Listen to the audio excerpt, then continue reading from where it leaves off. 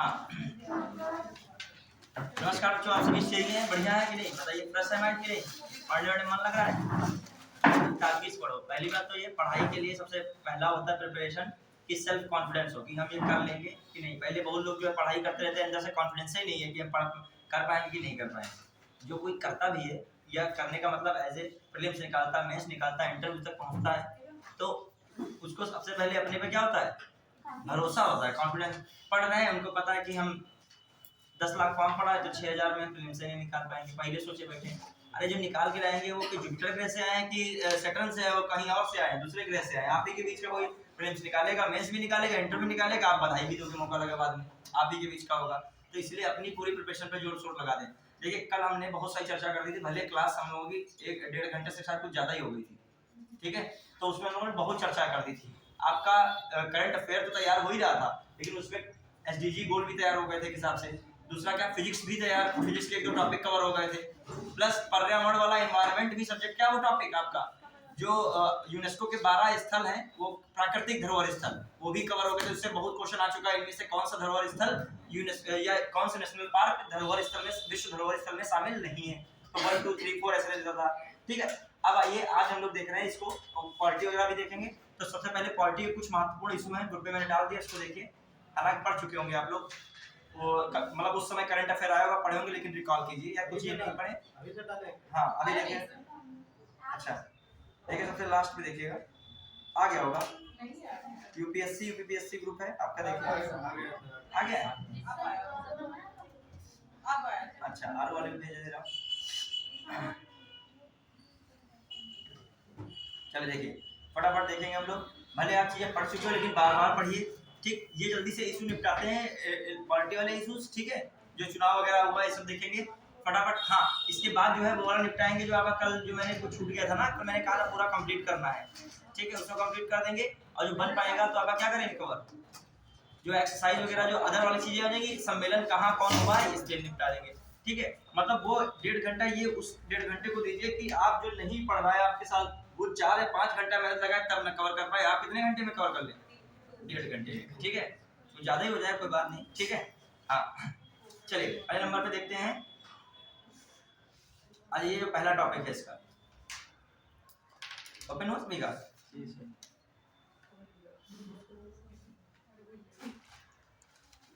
और प्लान करेंगे हम टेस्ट का भी बढ़िया बनाएंगे। टेस्ट जो है सबको पॉलिटी का टेस्ट बना के बढ़िया भेजेंगे, आप लोग देखिएगा। स्त्री बनाएंगे, क्लियर।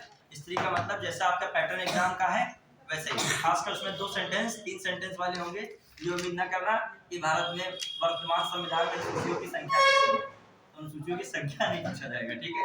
हाँ आइए स्टार्ट करें। पहला टॉपिक कौन था इसमें? देखिए पहला टॉपिक कौन है? 3 नए अपराध कानून संसद से पारित।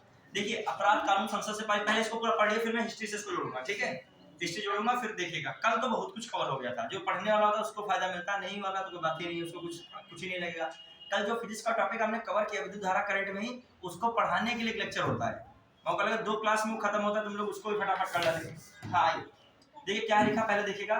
संसद के शीतकालीन सत्र में भारतीय न्याय संहिता बीएनएस विधेयक 2023, ठीक है, बीएनएस विधेयक 2023, भारतीय नागरिक सुरक्षा संहिता 2023, भारतीय साक्ष्य विधेयक 2023 को मंजूरी प्रदान की गई। देखिए इस वाले समीक्षा अधिकारी में इसने नहीं दिया है ये क्वेश्चन, ठीक है, मतलब नहीं दिया था। शायद आगामी परीक्षाओं में ये टॉपिक क्या किया जाए, उठाया जा सकता है, और उठाएगा तो इतना खतरनाक क्वेश्चन इससे बन जाएगा कि बच्चा जो सही से नहीं पढ़ा नहीं कर पाएगा, क्योंकि 2 या 3 सेंटेंस बना के पूछेगा जरूर, और 2 से 3 सेंटेंस में कंफ्यूज हो गए, ये पता होगा अपने। तो आइए पूरा चर्चा करते हैं, फिर आप लोग बताइएगा यदि मेंस लिखना पड़ जाए तो इसके बारे में मेंस में भी क्या लिख सकते हो, क्लियर। इतना क्षमता विकसित कीजिए। देखो पहले क्या लिखा है, 3 नए अपराध। अब पहली हेडिंग क्या है आपकी, 3 नए अपराध कानून संसद से पारित हुए हैं। आप लोग बाद में मुझे तोड़ के सब बताओगे, पहले पढ़ते चले आइएगा मेन, फिर बाद में आप रिकॉल करना अपने आप बिना देखे, ठीक है। देख क्या हो रहा है, संसद के शीतकालीन सत्र में भारतीय न्याय संहिता विधेयक 2023, भारतीय नागरिक सुरक्षा संहिता विधेयक 2023 और भारतीय साक्ष्य विधेयक 2023 को क्या दे दी गई है, मंजूरी दे दी गई है। शीतकालीन सत्र बात आई, इसका मतलब कितने सत्र होते हैं संसद में? 3 सत्र होते हैं। किस आर्टिकल में सत्र की बात की गई है, जिसके वजह किस सत्र में आर्टिकल की बात की गई है? 85, याद कीजिए, मैं सब कुछ रिकॉल कर रहा हूं। 85, 86, 87 था, तो 85 क्या था?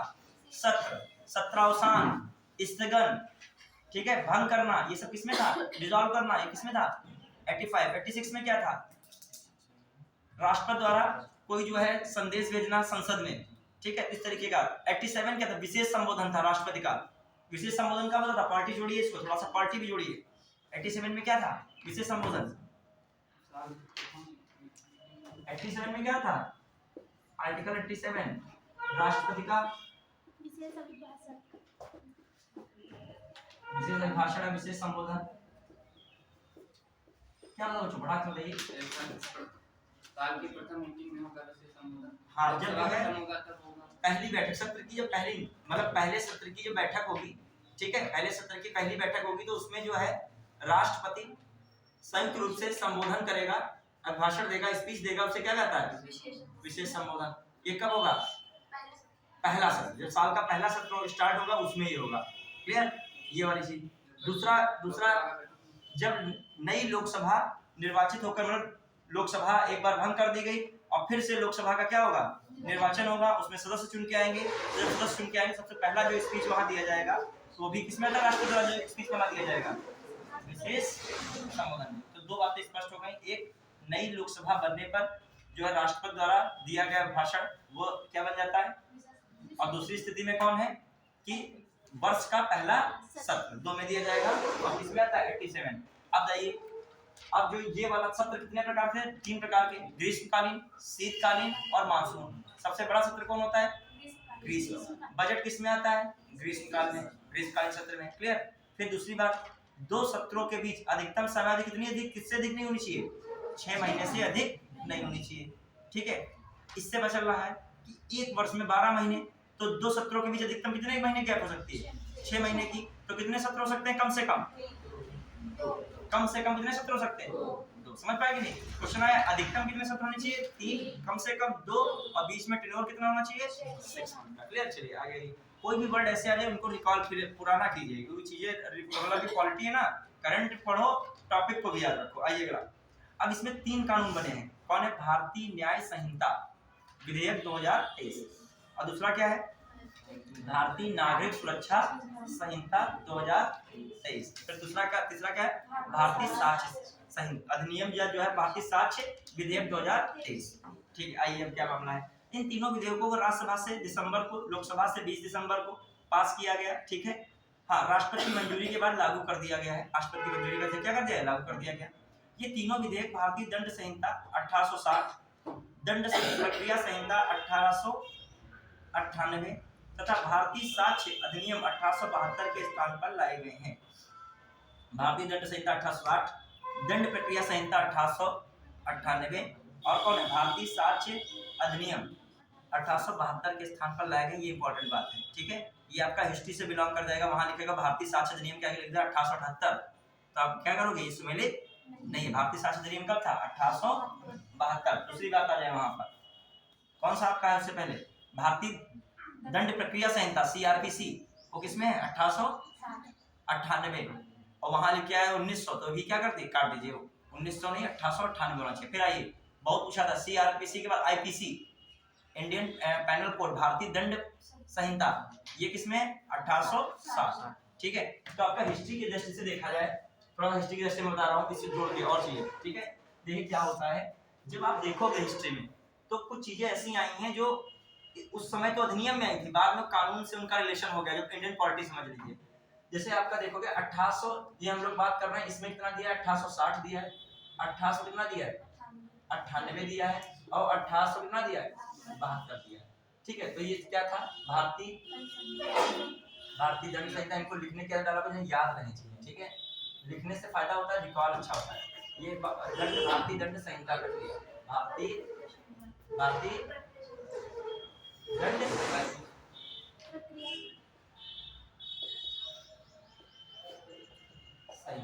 ठीक है, और ये भारतीय साक्ष्य अधिनियम। अब इसी में आप लोग एक दो और लिख लेगा। एक आता है 1878 सन, बड़ा फेमस है हिस्ट्री के हिसाब से। इसमें एक आता है लिटन में शस्त्र अधिनियम। शस्त्र अधिनियम कौन आया था? भारतीय शस्त्र अधिनियम या शस्त्र अधिनियम। क्या लिटन का आया था? शस्त्र अधिनियम, शस्त्र अधिनियम आया था। ठीक है, फिर जो दूसरा देखा जाए 1878 में सस्त अधिनियम आया। फिर जो हम लोग दूसरा देखे क्या मैटर आता है सस्त अधिनियम क्या, एक आया था vernacular press act. Vernacular press act,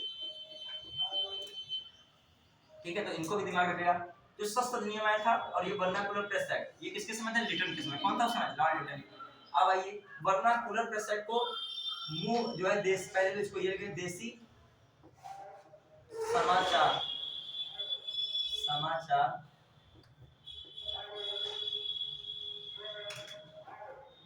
पत्रों पर प्रतिबंध, मतलब देसी समाचार पत्रों पर इसने हिसाब से प्रतिबंध लगाया नहीं, लेकिन इसने कहा कि जो कोई मतलब अंग्रेजी भाषा के अलावा किसी भाषा में छपेंगे, लोक भाषा में या बंगाली में छपे, हिंदी में छपे, किसी भी अन्य भाषा देसी भाषा में छपे, तो उसको पहले एक बार चेक कराना होगा, और जो भी उसमें दोषी होगा उसको ये मतलब इसमें सरकार के खिलाफ कोई नीतियां लिखी हैं तो उसको क्या करा, प्रतिबंध लगा दिया जाएगा और आप उसको सजा भी दी जाएगी। तो देसी भाषाओं पर प्रतिबंध लगाने वाला जो आया था, देसी समाचार, देसी भाषाओं पर आधारित समाचार पत्रों को प्रतिबंध लगाने वाला एक्ट आया था कौन, वर्नाक्यूलर प्रेस एक्ट। इसको मुंह बंद करने वाला भी अधिनियम कहा गया। क्या कहा गया, मुंह बंद करने वाला प्रेस अधिनियम कौन था, वर्नाक्यूलर प्रेस एक्ट। अब आइए लिटन जो क्या कर रहा था, लिटन ने बनाया था, लेकिन जो रिपन आया 1881 में, 1881 में 80 में इसको क्या कर दिया, बंद कर दिया था। क्या कर दिया था, इसको बंद कर दिया था। क्लियर, याद रखिएगा सब चीजें। क्वेश्चन आ सकता है प्रेस पर सेंसरशिप सबसे पहले किसने लगाई थी, सेंसरशिप सबसे पहले कब लगाई गई प्रेस पे, तो कल आपने प्रेस सूचकांक पढ़ा था, तो प्रेस के बारे में हिस्टोरिकल देखो जाके, तो प्रेस पर सेंसरशिप कब लगाई गई, सेंसरशिप एक हिसाब से प्रतिबंध होना एक हिसाब से, ठीक है। तो ये क्या हुआ, कब लगाई गई, 1799 में। किसने लगाया था, खासकर बेल्जेली ने, लॉर्ड बेल्जेली, ठीक है। ये सब चीज दिमाग में थोड़ा रखिएगा, प्रेस से भी संबंधित। और जो इस समय जो बताया गया प्रेस भारत के लोकतंत्र का कौन सा स्तंभ है, चौथा स्तंभ। कौन सा है, चौथा। और कौन से आर्टिकल में है ये, आर्टिकल 19(1)(a) में रखा गया है। 1(a) क्या कहता है, व्यक्ति का अधिकार, विचार का अधिकार, उसी में किसको रखा गया, भारतीय प्रेस को। क्लियर, छोटी चीज दिमाग में रखेगा। आइए तो आपके अधिनियम तो इतने पढ़े थे, साथ में एक दो और अधिनियम 78 भी आपका 72 है, तो 78 वाला भी देख लीजिए। अब हम लोग देख रहे हैं क्या कि अब इनसे निकल के क्या रहा था, भारतीय कौन संहिता बन गई, न्याय संहिता, भारतीय न्याय संहिता। भारतीय न्याय संहिता का मतलब BNS, क्या बन गया, BNS। फिर ये क्या गया, भारतीय दंड प्रक्रिया संहिता, भारतीय दंड प्रक्रिया संहिता क्या बन गया, CRPC, criminal procedure code. Clear, CRPC आ गया। फिर आ जाइए ये भारतीय साक्ष्य अधिनियम। ये क्या है, भारतीय साक्ष्य अधिनियम में इंपॉर्टेंट ध्यान देगा, ये आया था वही भारतीय साक्ष्य अधिनियम रखा गया, भारतीय साक्षी रखा गया, भारतीय साक्ष्य अधिनियम, तो BN हो गया। और ये क्या हो गया, अब देखिए सॉरी इसको लिख सकते हो भारतीय नागरिक सुरक्षा अधिनियम। क्या बन गया, भारतीय नागरिक सुरक्षा अधिनियम, नागरिक सुरक्षा अधिनियम, भारतीय नागरिक सुरक्षा अधिनियम। इसको शॉर्टकट में भी क्या कहा गया, BNS और आपका BNS, जो आपका क्या बन गया, भारतीय नागरिक सुरक्षा अधिनियम, ठीक है। BNSS संहिता, अधिनियम के नाम संहिता लिखो, क्या है संहिता, ठीक है, दिमाग रखोगे संहिता। क्लियर, तो क्या इसका फॉर्मूला BNSS और वो क्या था BNS।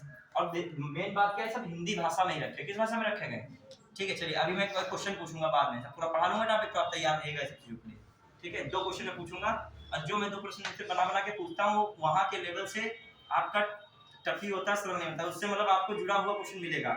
कोई भी टॉपिक पढ़े फिर एक प्रश्न जरूर बनाओ, 1 या 2 या 3। कभी देखा होगा बड़े चैनल भी जो बड़े बड़े होते हैं, पूरा टॉपिक पढ़ाने के बाद एक क्वेश्चन जरूर देते हैं, क्योंकि आप जब क्वेश्चन को सॉल्व करते हो तो तुम्हारे दिमाग में वो बना रहता है कि हम रिकॉल उस चक्कर में पूरा कर डालते हो, रिकॉल थोड़ा नहीं करते हो। चलिए आइए अगला केस में देखते चलिए फटाफट क्या हो रहा है। ये तीनों विधेयक हो गए, इनके स्थान पर लाए गए। इन तीनों कानूनों के अस्तित्व में आने के बाद औपनिवेशिक काल के आपराधिक कानूनों में कई महत्वपूर्ण क्या हो गए हैं, बदलाव हो गए। अब आतंकवाद, लीचिंग और राष्ट्रीय सुरक्षा को खतरे में डालने वाले अपराधों के लिए कड़ी सजा का क्या है, प्रावधान। मतलब जो लीचिंग मतलब भीड़ द्वारा हत्या होती थी, या कह सकते हो आतंकवादी गतिविधियों में जो षड्यंत्र होता था, इन पर अब क्या लाए गए हैं, कड़े प्रावधान लाए गए हैं जो औपनिवेशिक काल में प्रावधान नहीं थे। क्लियर।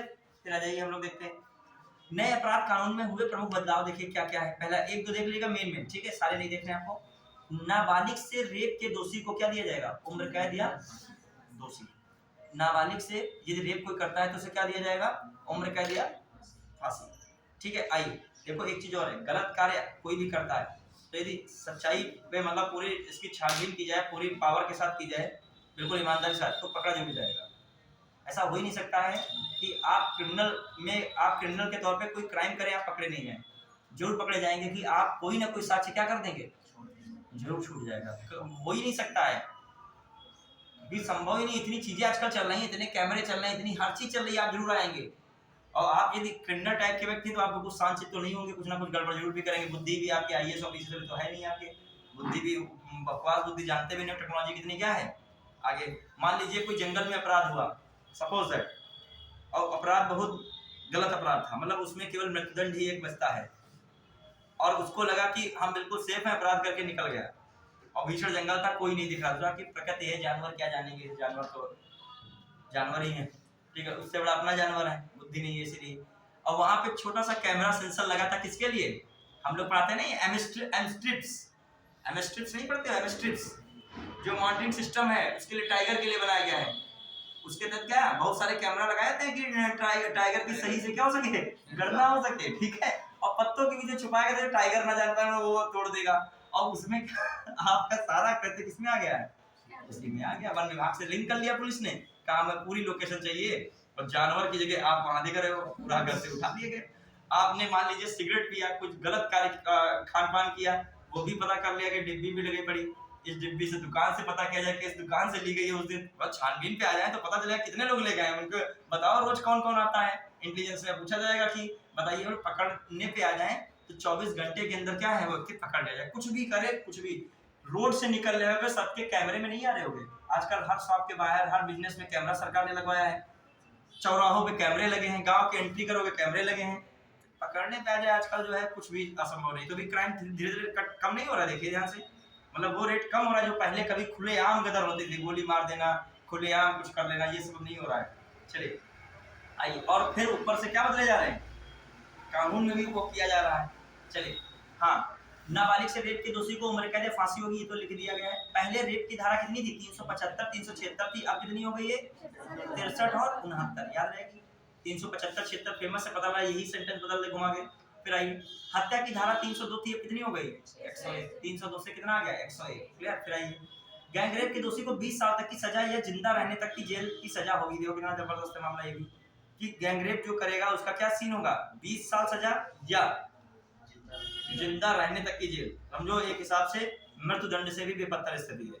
फिर आइए, गैंगरेप के दोषी हो गया। मॉब लिंचिंग में सीधे फांसी की सजा, यदि भीड़ द्वारा कहीं आप हत्या करते हो, मॉब लिंचिंग में भीड़ है तो होगा नहीं, इसमें क्या है, मॉब लिंचिंग में अपराधी सिद्ध होते तो क्या होगी, सीधे फांसी हुई। ये बहुत बड़ा बदलाव किया गया है मॉब लिंचिंग वाला, क्लियर। फिर आइए, एक्सीडेंट के मामले में देखिए, हिट एंड रन वाला मैटर इसी में से निकला था, तो बड़ा विरोध हुआ था, फिर वो अब ठंडे बस्ते में चला गया, निरस्त नहीं हुआ कानून में, ठंडे बस्ते। कभी कभी होता है कि चीजें एकदम हाईलाइट होती है तो बिल्कुल शांत होती, सरकार एकदम मौन, उस पर कुछ नहीं बोलेगी, ये मामला सब शांत नहीं देखेगी, फिर कुछ वहां से फिर आएगा सिबुगा टाइप का, ठीक है। फिर आइए, हाँ, ट्रक व्रक सब रुक गई, पेट्रोल वेट्रोल सब बाधित हो गया, लोग परेशान लगे, फिर से क्या कर दिया गया, वो देखो यहीं से निकला, देखो लाइन पढ़िए, वाहन से किसी के घायल होने पर ड्राइवर अगर पीड़ित को पुलिस स्टेशन या अस्पताल ले जाता है तो उसे कम सजा दी जाएगी, ठीक है। वाहन से किसी घायल होने पर ड्राइवर अगर पीड़ित को पुलिस स्टेशन या कहाँ ले जाए, हॉस्पिटल ले जाए। अब कोई मर रहा हो, पैर उसके टूट गया, तुमको पहले पुलिस स्टेशन चलना है, तो थोड़ी पहले कहाँ ले जाइए, हॉस्पिटल ले जाइए, ठीक, पुलिस अपना कार्यवाही करती रहेगी, ठीक है। चलिए अगला देखिए क्या है, फिर दूसरा क्या लिखा है, देखिए, हिट एंड रन केस, ये पूछा सकता है, बड़ा हाईलाइट मैटर हुआ था, पूछना आ सकता है, हिट एंड रन केस में कितने वर्ष की सजा का प्रावधान किया रखा गया है, 10 साल, मतलब मारो और फिर भागो। ये वाली स्थिति पकड़े गए तो कितने क्या होगी, पकड़े इसमें भी आराम से होंगे, इसमें तुम्हारा पीछे नंबर चमचमा रहा है कि हमको आओ पकड़ो आके यहाँ पर, ठीक है। तुरंत RTO से लिंक, तुरंत तुमका पूरा डाटा निकल आएगा एक क्लिक पे, तुम किस गांव के रहने वाले हो, कहाँ के हो, स्थायी निवास का है, तुरंत पुलिस का छापा, तुरंत वहां से उठाए जाओगे, वहां से नहीं उठाओगे तुम्हारा घर वाला उठा लिया जाएगा, वहां से तुम बचाने के लिए आओगे, ठीक है, खुद आओगे, ठीक है। हाँ फिर आ जाइए, फिर कहाँ पे पहुंचे, और उसके आसपास के लोगों से संपर्क हो जाएगा, कोई पकड़ने पा जाएगा, मतलब मोहल्ले में सब आपसे खुश रहते हैं क्या, और ये तो कतई नहीं, पकड़ने सबसे अच्छा जो है मोहल्ले में खुले, मोहल्ले में मत पूछिए, मोहल्ले के लोगों को चिन्हित कर लीजिए और बाद में उनसे रात में आके या किसी तो बताएंगे, उस समय तो नहीं बताएंगे मोहल्ले वाले, क्योंकि मोहल्ले हो गया उनको तो वहीं रहना है ना, ठीक है। चलिए आइए, सब यही सब होते हैं चीजें, इंटेलिजेंस में जो सिखाया जाता है कि सामने किसी से कुछ नहीं पूछना है, पीठ पीछे सब पूछना है, ठीक है। आइए कहाँ पे पहुंचे, स्नैचिंग के कानून नहीं है, कानून बन गया है, मतलब जो खींचताछ होती थी, कोई चैन वैन खींच लेना या कहीं पर कोई पैसा वैसा लूट लेना, इन पे भी अब क्या रख दिया गया है, कानून तगड़ा बना है। फिर आइए, सिर पर लाठी मारने पर भी अब सामान्य झगड़े की धारा लगती थी, अब विक्टिम के ब्रेन हेड की स्थिति में, ब्रेन डेड की स्थिति में दोषी को 10 साल की सजा मिलेगी। जिस सिर पर लाठी मारने वाले भी सामान्य झगड़े की धारा लगती है, सिर पर लाठी मारने में सामान्य झगड़े की धारा लग रही थी, लेकिन अब जो है ब्रेन डेड या कहीं भी हेड इंजरी आ जाती है, ऐसी स्थिति हो जाती है, तो क्या रहेगा, 10 साल की सजा है। फिर आइए, ट्रायल के मामले, किसी व्यक्ति को गिरफ्तार करने पर पुलिस को उसके परिवार को जानकारी देनी होगी, पहले यह जरूरी नहीं था, किसी व्यक्ति को गिरफ्तार करने पर पुलिस को उसे किसी जानकारी देनी होगी, परिवार को जानकारी देनी होगी, ठीक है। फिर आइए, किसी भी केस में 90 दिनों में क्या हुआ इसकी जानकारी पुलिस विक्टिम को देगी, 90 दिनों में क्या हो रहा है हिरासत में, तो पुलिस की जानकारी विक्टिम को देगी, ठीक है। देखिए, किसी भी केस में 90 दिनों में क्या हुआ इसकी जानकारी पुलिस विक्टिम को देगी। फिर आइए, विक्टिम मतलब अपराधी, ठीक है, विक्टिम मतलब दोषी, ठीक। हाँ, फिर आ जाइए, अगर आरोपी 90 दिनों के भीतर कोर्ट के सामने पेश नहीं होता है तो उसकी गैर मौजूदगी में भी ट्रायल होगा। ये लिखा क्या इसमें ध्यान रखिए, 90 दिनों के भीतर कोर्ट के सामने वो पेश नहीं हो पा रहा तो क्या होगा, उसकी गैर मौजूदगी में भी क्या होगा, ट्रायल होगा, ठीक है। आइए अगला, गंभीर मामलों में आधी सजा काटने के बाद रिहाई मिल सकती है, तो दिमाग में रख सकते हो। फिर आइए, क्या लिखा उसने, मुकदमा समाप्त होने के बाद जज को 43 दिन में फैसला देना होगा, फैसले के 7 दिन के भीतर सजा सुनानी होगी। मुकदमा समाप्त होने के बाद जज को कितने दिन के अंदर फैसला सुनाना होगा, 43 दिन, और क्या है, ठीक। फिर अगला, दया की याचिका दोषी ही दायर कर सकता है, एनजीओ कोई संस्था याचिका दाखिल करता है, ठीक है, दोषी ही दायर कर सकता है। अभी तक एनजीओ कोई संस्था दया याचिका दाखिल करता था, मतलब दया की याचिका दोषी ही केवल क्या करेगा, दायर करेगा। तीनों बिलों में संशोधन के बाद 1860 में बने इंडियन पेनल कोड की जगह भारतीय न्याय संहिता 2023, 1898 में सीआरपीसी की जगह भारतीय न्याय नागरिक सुरक्षा संहिता, और 1872 में बने इंडियन एविडेंस कोड, ठीक है, की जगह भारतीय साक्ष्य संहिता 2023 रख दिया गया है।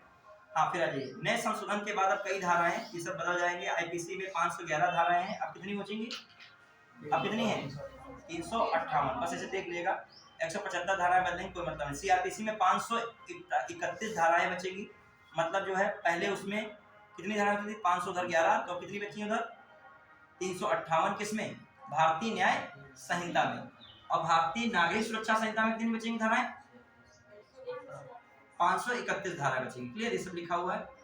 हाँ, भारतीय न्याय संहिता में 20 नए अपराध जोड़े गए, कितने अपराध जोड़े गए हैं, 20 नए अपराध जोड़े गए। भारतीय साक्ष्य संहिता के अंतर्गत 137 धाराएं, 170 धाराएं होंगी, 24 धाराएं बदली जाएंगी, तो लिखा। Organised crime, hit and run, mob lynching पर सजा का प्रावधान किया गया है। डॉक्यूमेंट्स में इलेक्ट्रॉनिक और डिजिटल रिकॉर्ड भी शामिल किए जाएंगे, मतलब डॉक्यूमेंट्स में इलेक्ट्रॉनिक और डिजिटल रिकॉर्ड भी शामिल किया। आईपीसी में मौजूद 19 प्रावधानों को हटा दिया गया है, 33 अपराधों में सजा, कारावास सजा बढ़ा दी गई है, सब लिखा है। 6 अपराधों में सब लिखा। गृह मंत्री के संसद में दिए गए बयान के अनुसार कानून निर्माण से पूर्व जहां से सुझाव लिए गए उनका उन्होंने इस प्रकार है, बहुत सारे का सुझाव लिए गए थे, क्लियर। अब आ जाइए, हाँ, अब आपको इतना इम्पोर्टेंट नहीं था इसमें, मान लीजिए आ सकता है, प्रीलिम्स में तो आ ही सकता है, मेंस में भी पूछ सकता है कि औपनिवेशिक काल में बने कानून संबंधी बहुत सारे प्रावधानों में संशोधन किया गया है, तो उनको विस्तार से समझाइए या उनकी विवेचना कीजिए। तो आपको बताना पड़ेगा ना कि बस ऐसे कर लोगे भारतीय न्याय संहिता और सब बस हो गया, तो आप बताओगे औपनिवेशिक काल में, ठीक है, जो है भारतीयों द्वारा क्या किया जाता था, कह सकते हो औपनिवेशिक, जब औपनिवेशिक काल में देखोगे तो अंग्रेजों का सीन देखोगे तो वो उत्पीड़न पर, भारतीयों के उत्पीड़न करते थे, और भारतीयों की स्थिति जो बदतर हो रही थी उस पर इनका फोकस कम था। अंग्रेजों का फोकस किस पे था, ब्रिटिश सरकार का, अपने हितों को कैसे भी क्या करना, बढ़ाना, उनका विस्तार करना, अपने हित के लिए वो हर चीज कर रहे थे। तो जो उस समय उनके कानून भी बने थे उस डायमेंशन में देखो किसके बने थे, हित के लिए, अपने हित के लिए बने थे, समझ रहे हो आप हमारी, तो अपने हित के लिए उन्होंने कानून बनाए थे। लेकिन अब भारत आजाद हो चुका है, अब सरकार को अपने हित नहीं करने, अब यहाँ पर लोकतांत्रिक देश है, जनता ही सब कुछ है, तो अब किसके हित की बात होगी, तो इनको ध्यान में रखते हुए कानूनी अपराध ऐसे मतलब रखे कानूनी नियम कि अपराध क्या हो सके, कम हो सके, तो उसके संदर्भ में ये बनाया गया, क्लियर। जब भी देखोगे तो क्या क्या हो रहा है इसमें आपको लिखना हो जाए तो थोड़ा बहुत मेंस में भी आ जाए तो थोड़ा बहुत इस तरीके से समझाओगे जो मैं बता रहा हूँ, इसलिए थोड़ी लिखने लगोगे कि उन्होंने अपने हित के लिए कानून बनाए थे, जबकि होना क्या चाहिए लोकतंत्र में अपराधों की रोकथाम के लिए जनता के हित में जो कानून बनाने की आवश्यकता थी उसको ध्यान में रखते हुए इनमें क्या किया गया है संशोधन। कभी भी प्रीलिम्स और मेंस पढ़ो तो दोनों को टैकल करो, करंट अफेयर भी पढ़ो तो प्रीलिम्स के साथ साथ उसका क्या करो मेंस में। कुछ भी आ जाए कहीं एक देश एक कानून आ जाए कहीं लिख के निबंध आए, अब तैयार होना एक देश एक कानून के तहत तुम एक कानून में इसको भी ला सकते हो, अंदर से क्या घुमा फिरा के कानून बता दीजिए कि कानून की तो बात बता रहे हो कि संशोधन हुआ ये सब हुआ, एक दो चार बातें बता दोगे क्या खराब हो जाएगा क्वेश्चन। एनवायरमेंट आए तो आप एनवायरमेंट की बातें बता दीजिए, अपने आप बता दीजिए विद्युत समीक्षा रिपोर्ट के अकॉर्डिंग जो 61% जीवाश्म ईंधन का यूज किया जा रहा है जो पर्यावरण की दृष्टि से बहुत क्या है घातक है, जलवायु परिवर्तन में बहुत खतरनाक भूमिका में आ रहा है, ये बता दीजिए। भारत जो है विश्व में तीसरा CO2 उत्सर्जन करता देश है, ठीक है, तो मतलब भारत विश्व में तीसरा बिजली मांग विद्युत मांग वाला देश है। तो ऐसे में स्थिति ये बन रही है कि भारत जो विश्व का जो तीसरा विद्युत मांग वाला देश है तो विद्युत की आपूर्ति भारत में सबसे ज्यादा तापीय ऊर्जा से की जाती है। तापीय ऊर्जा किससे मिलती है, कोयले से मिलती है, जो कि पर्यावरण के लिए बहुत ही क्या है घातक है, तो इसमें सुधार करना चाहिए। सुधार का मतलब भारत इस प्रगति में है भी, हाइड्रोजन नीति भारत लेके आ गया है, नेट कार्बन जीरो का लक्ष्य भारत ने कब तक रखा है 2070 तक रखा है, 2030 तक भारत कह रहा है पूरी जो एनर्जी है उसका 50% हम किससे प्राप्त करेंगे, नवीकरणीय ऊर्जा से प्राप्त करेंगे। मतलब ये सब आपको कोई बताएगा नहीं, ये सब चीजें ये आप अच्छा लिखने के लिए खुद अपने अंदर हर समय तैयार रहिए। और ये सब चीजें कब तैयार होंगी, जब आप पढ़ाई के टेस्ट में होने होंगे। आप 2 भी घंटा डेली पढ़ो, 4 घंटा पढ़ो, मतलब पढ़ो डेली जरूर। अभी जो डेली पढ़ता नहीं सोचता एग्जाम के समय पढ़ेंगे तो पहले ही हार जाता है, क्योंकि उसके मन में बना रहता है कि हमने बहुत समय क्या कर दिया अपना गंवा दिया। और जो लगातार 2 ही 3 घंटा पढ़ रहा होता है एग्जाम समय फाइट में क्यों आता है, उसको लगता है पढ़ाई तो करते रहे और पढ़ाई से डर नहीं रहता है, डर खत्म हो गया, रोज कुछ ना कुछ जान रहा है। और रियलिटी यही है अपने वहाँ की, बहुत लोग जैसे वो एग्जाम टल गया, अरे जुलाई गया है कि अगले जुलाई थोड़ी गया, जुलाई यही कितने महीने आपका चल रहा है क्या, मई मार्च गया, अप्रैल छोड़ो, अप्रैल मई जून है, जुलाई में तो प्रेशर शुरू हो जाएगा, जुलाई तो केवल प्रेशर का खेल है, 3 महीने तो है, कुछ नहीं होगा, खुशी ऐसी है फिर जो है कि पीसीएस तो अगले साल देने को मिलेगा। समीक्षा अधिकारी में 1 महीना और बढ़ा दो, अगस्त सितंबर में भी बता दे रहा हूँ, समीक्षा अधिकारी अगस्त सितंबर में हो जाएगा, देखना अगस्त सितंबर वगैरह में सब मामला क्लियर होगा, कौन डिसाइड हो जाएगा मेंस में बैठेगा, कौन जो समीक्षा अधिकारी में ही रहेगा। और सब बच्चे अपना धुआंधार एंजॉय पार्टी करो, लेकिन अब वहां से निकलो, वापसी करो पढ़ाई पे, ठीक है। आइए अब देखो इसको 1 मिनट में आप बता दीजिएगा, मैं क्वेश्चन 1-2 पूछ रहा हूँ फिर आप बता दीजिएगा, ठीक है। ये जैसा नहीं होता है, जैसे मॉडर्न हिस्ट्री में पढ़ोगे 1921-22 में धुआंधार आंदोलन चला, 21 तक चला था असहयोग आंदोलन, फिर क्या हो रहा था 22 में चोरी चोरा कांड हुआ था कि नहीं, फिर गांधी जी ने उसको वापस ले लिया, और फिर एक शांति काल नहीं चलता है, क्या चलता है, बिल्कुल 1922 से लगाकर लगभग 23 के बीच में क्या आता है शांति वाला। भले क्रांतिकारी गतिविधियां हो रही हो मगर इधर जो है राष्ट्रीय आंदोलन के रूप में क्या हो गए शांति हुई। उधर 30 के बाद शांति हो गई थी, सविनय अवज्ञा आंदोलन समाप्त हो गया था, उसके बाद गांधी जेल चले गए थे, तो इस समय बिल्कुल ऐसे शांति बनानी स्टूडेंट है, मतलब जो है एकदम जो है मतलब धमाका क्रांतिकारी के रूप में ही उन्हें एकदम करना है, फिर एकदम गिरफ्तार हो जाना है, सीधे फांसी पे लटक जाना है। ये क्या किया जाए, तुम जो है धमाका क्या करोगे कि ना रिलैक्स होके करो। अब वो 22 से 30 तक शांति रही तो उसमें धमाका होता है, 24 में काकोरी ट्रेन एक्शन हो गया, और फिर जो उधर साइड में शांति फिर रही, फिर क्या हुआ 29-30 में सब धमाका फिर शुरू हो रहा है, भगत सिंह वगैरह जो क्रांतिकारी भारत के थे महान, ठीक है। तो वो धमाका ना करो, वो महान थे क्रांतिकारी थे, तुम जो है पढ़ाई करने रहो, धमाका की स्थिति नहीं है, आराम से लगे रहो, अब तो धमाका नहीं पढ़ाई थोड़ी है, वहाँ क्रांतिकारी गतिविधियां हैं। चलिए फटाफट बताइएगा, मुझे 1-2 क्वेश्चन पूछ रहा हूँ, आप बताइएगा इससे बढ़िया मैं क्वेश्चन पूछ रहा हूँ, ध्यान रखिएगा, फुल फॉर्म भी पूछ सकते हैं, नाम भी पूछ सकते हैं, नाम भी सुन जाइएगा, आप समझ तो चुके हो, पहले एक बार बता दीजिए, 2-3 पॉइंट बताइए, आप लोग कंफ्यूज हो जाते हैं क्या क्या हुआ था, हम लिखेंगे नहीं कुछ, बस ऐसे डायरेक्ट लिखेंगे। 1860 में जानते हो क्या था, आईपीसी था, इसकी जगह क्या आ गया था भारतीय न्याय संहिता, फिर 1898 में क्या था सीआरपीसी चल रहा था बना हुआ, क्या गया था इसकी का BNSS मतलब भारतीय नागरिक सुरक्षा संहिता, फिर आ गया ये हो गया 1860 1898, फिर 1872 में ध्यान रखिएगा उन्होंने बनाया था एविडेंस कोड, ठीक है, लेकिन भारतीय साक्ष्य संहिता बन गया है, भारतीय साक्ष्य संहिता बन गया, ठीक है। ये सब चीजें 2023 जरूर याद रखिएगा, 2024 में है, कौन 24 में लगा देना वहाँ पे, कितना है 23। फिर जो हुआ मेन क्या था बहुत सारे सुझाव बदलाव हुआ है, उन बदलाव में कुछ बदलाव आप लिख लोगे। जैसे मॉब लिंचिंग के केस में क्या होगा, ठीक है। दूसरी बात, रेप के मामले में क्या होगा, नाबालिग से क्या क्या है, उम्र कैद या फांसी है, उम्र कैद या फांसी, उम्र कैद या फांसी। गैंगरेप के मामले में क्या रखा गया है, क्या रखा है, 20 वर्ष सजा या जिंदा रहने तक कारावास। कुछ चीजें और, हिट एंड रन बहुत चलता है, हिट एंड रन के मामले में कितने वर्ष का, 10 वर्ष। कोई भी वाहन द्वारा यदि किसी का एक्सीडेंट होता है तो उस पीड़ित व्यक्ति को आप हॉस्पिटल ले जाएं या पुलिस स्टेशन ले जाएं तो आपको सजा में क्या कर दी जाएगी, माफी रहेगी, कम की जाएगी। क्लियर। फिर आ जाइए, पुलिस हिरासत के अंतर्गत जो है क्या है, आपको परिवारजनों को आपके सूचना इसकी दी जाएगी। यदि कोई भी मैटर होता है, उसका मुकदमा चलता है, मुकदमा समाप्त होने के बाद कितने दिन के अंदर निर्णय देना होगा, 43 दिन के अंदर सजा सुनाने का निर्णय देना होगा, जो क्या सजा मिली। क्लियर। कुछ चीजें और रखी गई, इलेक्ट्रॉनिक या डिजिटल तरीके से भी साक्ष्य होंगे, उनको भी एक महत्वपूर्ण साक्ष्य के रूप में माना जाएगा। जो धाराएं बहुत फेमस थी, गैंगरेप इत्यादि जो है रेप की 375, 376, उनको किसमें बदल दिया गया, 63 और 69 में। जब 302 चलती थी धारा, किसमें बदल गई है, 101 में बदल गई। महत्वपूर्ण चीज मैंने सारी बता ही दी। क्लियर। अब ये ज्यादातर बदलाव किससे कौन सा मंत्रालय इनके जिम्मेदार है, गृह मंत्रालय। कौन है, गृह मंत्रालय। क्लियर। अब मैं क्वेश्चन पूछ रहा हूँ, बता दीजिएगा। हाल ही में औपनिवेशिक कानूनों में संशोधन किया गया है, जिसके तहत भारतीय दंड प्रक्रिया संहिता का नाम बदलकर भारतीय न्याय संहिता कर दिया गया। सही है, सही नहीं है। भारतीय दंड प्रक्रिया संहिता का नाम बदलकर भारतीय न्याय संहिता नहीं किया गया है, भारतीय नागरिक सुरक्षा संहिता किया गया है। समझिएगा, यही तो चीजें वहां मिस्टेक हो जाती है छोटी छोटी। फिर आ जाइए, चलो अब मैंने बोल ही दिया, क्वेश्चन का आंसर ही आ गया। अब क्या बताओ, एक सेंटेंस में लोग ऐसा कॉन्फिडेंस से थोड़ा सा समझा करो पहले, ठीक है। फिर नए कानूनों के अनुसार मॉब लिंचिंग, संगठित अपराधों, आतंकवादी गतिविधियों के लिए कड़े कानून बना दिए गए हैं। इसे एक सारगर्भित बात की गई है, मतलब संपूर्ण ये बात बिल्कुल क्या है, सही है। लड़कियों की सुरक्षा के लिए विशेष ध्यान रखा गया है। नाबालिग से रेप के मामले में उम्र कैद या फांसी की सजा रखी जाएगी, जबकि गैंगरेप जैसे मामलों में 20 वर्ष या आजीवन कारावास रहेगा। ये दोनों सही है कि नहीं, सही है। देखो अब देखो कितना स्मार्ट स्टडी करना है आपको। अब महिला पे निबंध लिखने को आ जाए तो यहाँ की भी बात डाल दीजिए, नहीं समझे, उसको भी उठा के अंडरलाइन कर दीजिए, नहीं समझे।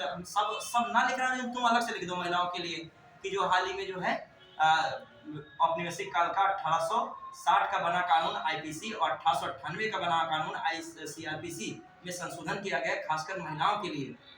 महिलाओं के संदर्भ में देखा जाए, नाबालिग बच्ची के मामले में, नाबालिग के साथ रेप के मामले में उम्र कैद या फांसी सजा का प्रावधान कर दिया गया, जबकि गैंगरेप के मामले में 20 वर्ष या आजीवन कारावास का प्रावधान किया गया है। अब महिलाओं की यहाँ से हमने बात उठा ली, ये भी तो महिलाओं के हित की तो बात है।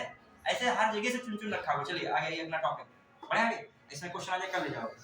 चलिए केवल ये पॉइंट्स भी लिखा करो, एक ऐसी बनाओ कि मेंस की कॉपी तुम्हारी, मेंस के शॉर्ट की कॉपी, मतलब शॉर्ट कीज उसमें है। शॉर्ट की का मतलब फैक्ट, कहाँ पे कौन डाले, एनवायरमेंट का कोई फैक्ट मिल रहा है, महिलाओं का कोई फैक्ट मिल रहा है, कोई आंदोलन का फैक्ट मिल रहा है, किसी महापुरुष का अच्छा सेंटेंस लिख रहा है, तुमको लिख लीजिए। कोई ढूंढे नहीं मिलते लास्ट में।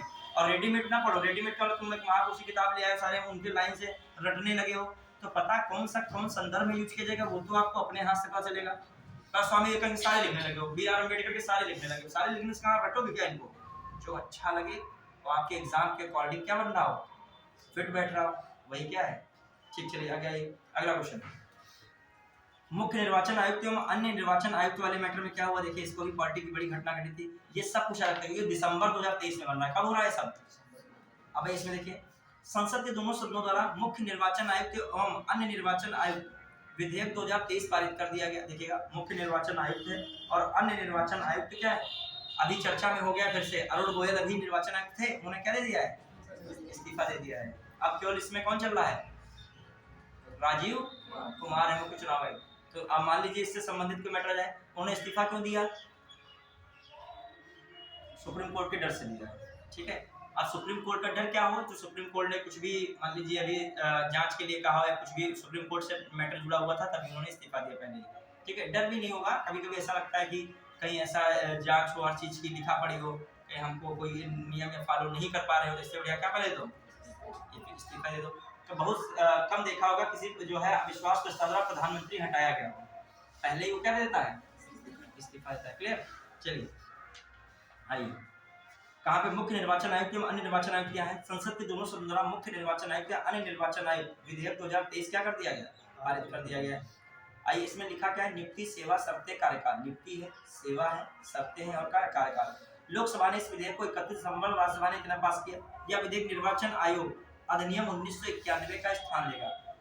देखिए तो क्या रखेंगे, मुख्य निर्वाचन आयुक्त तथा अन्य निर्वाचन आयुक्त अधिनियम विधेयक 2023 क्या कर दिया गया, पारित कर दिया गया है दोनों सदनों द्वारा। ठीक है, फिर क्या हुआ है, राष्ट्रपति के हस्ताक्षर का कानून अस्तित्व में आ जाएगा। इसमें क्या हुआ, निर्वाचन आयोग अधिनियम किसमें संशोधन किया गया है, 91 में। क्या था, नियुक्ति है, सेवा है, शर्त है, ठीक है, और कार्य संचालन है, ये कार्यकाल रही। विधेयक में मुख्य निर्वाचन आयुक्त और निर्वाचन आयुक्तों की नियुक्ति, वेतन और पद से हटाए जाने से जुड़े प्रावधान शामिल किए गए हैं। ठीक है, निर्वाचन आयुक्तों, मुख्य निर्वाचन आयुक्त और निर्वाचन आयुक्तों की नियुक्ति है, वेतन है, पद से हटाए जाने संबंधित प्रावधान किए गए हैं। विधेयक के प्रावधानों के अनुसार मुख्य निर्वाचन आयुक्त, अन्य निर्वाचन आयुक्त की नियुक्ति चयन समिति की सिफारिशों के आधार पर राष्ट्रपति करेंगे। देखो इंपॉर्टेंट बात आ रही है, किसकी सिफारिश के आधार पे, चयन समिति के आधार पे करेगा कौन, राष्ट्रपति। चयन समिति में देख ले कौन है, प्रधानमंत्री है, केंद्रीय मंत्रिमंडल के एक मंत्री होंगे, लोकसभा में प्रतिपक्ष के नेता होंगे या सबसे बड़े दल के नेता होंगे। तो कितने सदस्य हो गए, 3, एक वो एक ये और जो है 3 लोग हो गए। क्लियर। फिर इस कमेटी की अध्यक्षता कैबिनेट सचिव के पास थी। इस कमेटी की अध्यक्षता किसके पास थी, यह विधेयक पहले इस कमेटी की अध्यक्षता किसके पास थी, अब तो इसके अध्यक्ष कौन बन गए, प्रधानमंत्री। ठीक है, अब पहले इस कमेटी की अध्यक्षता कैबिनेट सचिव के पास थी। यह विधेयक मुख्य निर्वाचन आयुक्त तथा निर्वाचन आयुक्तों की नियुक्ति के बारे में सर्वोच्च न्यायालय के निर्देश के अनुरूप लाया गया है।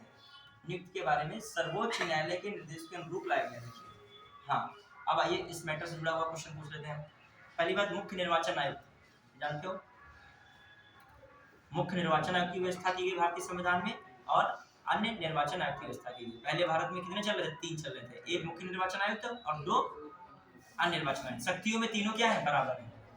ठीक है, लेकिन नियुक्ति के मामले में क्या होता है, जो मुख्य निर्वाचन आयुक्त की नियुक्ति कौन करता है, राष्ट्रपति।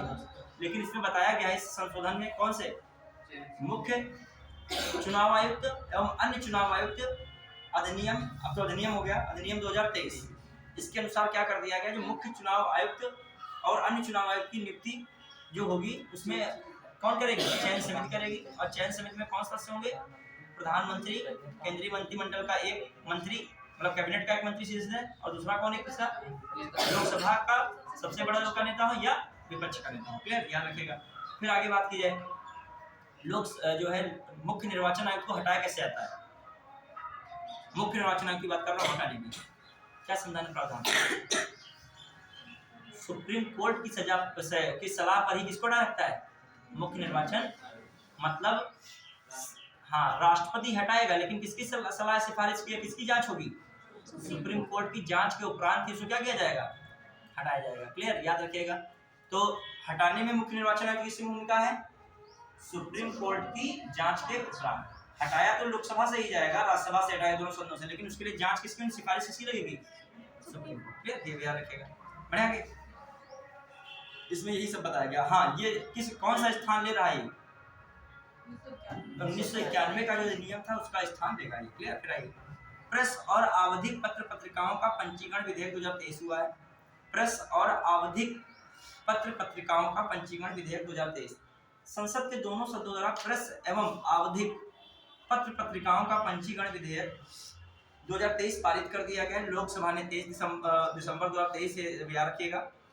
देखो दिसंबर की कुछ चीज याद रखिए, क्योंकि आपका जो है मैंने बताया जुलाई से दिसंबर तक, और दिसंबर से क्या उधर जनवरी से मई से जून मिड तक, मतलब 15 जून तक करंट अफेयर बहुत महत्वपूर्ण, और उधर खासकर दिसंबर के आसपास वाला बहुत महत्वपूर्ण। इधर कौन सा है, फरवरी मार्च अप्रैल मई के आसपास वाला बहुत महत्वपूर्ण है। क्लियर।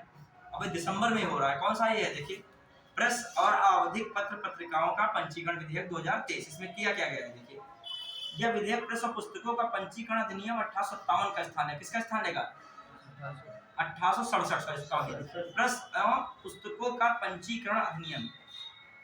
अब क्वेश्चन आ सकता है आपका, प्रेस एवं पुस्तकों का पंजीकरण अधिनियम 1867 की जगह 1876 लिख दे वहाँ पे, तो आप एलिमिनेट कर दोगे। कहाँ का करंट था? प्रेस एवं पुस्तकों का पंजीकरण अधिनियम 1867। करंट अफेयर की भी चीज हिस्ट्री में पढ़ा करो, क्योंकि वहाँ का भी सब्जेक्ट समान लो यहाँ से। फिर आ जाइए अगला, प्रेस और पत्र पत्रिकाओं का पंजीकरण 2023 का उद्देश्य पत्र पत्रिकाओं के पंजीकरण से जुड़े उससे प्रासंगिक मामलों का प्रावधान करना है। विधेयक में देश भर के समाचार पत्रों के महापंजीयक द्वारा पत्र पत्रिकाओं के टाइटल की जांच, ठीक है, और पंजीकरण की ऑनलाइन प्रक्रिया को सरल बनाने के उपाय किए गए हैं।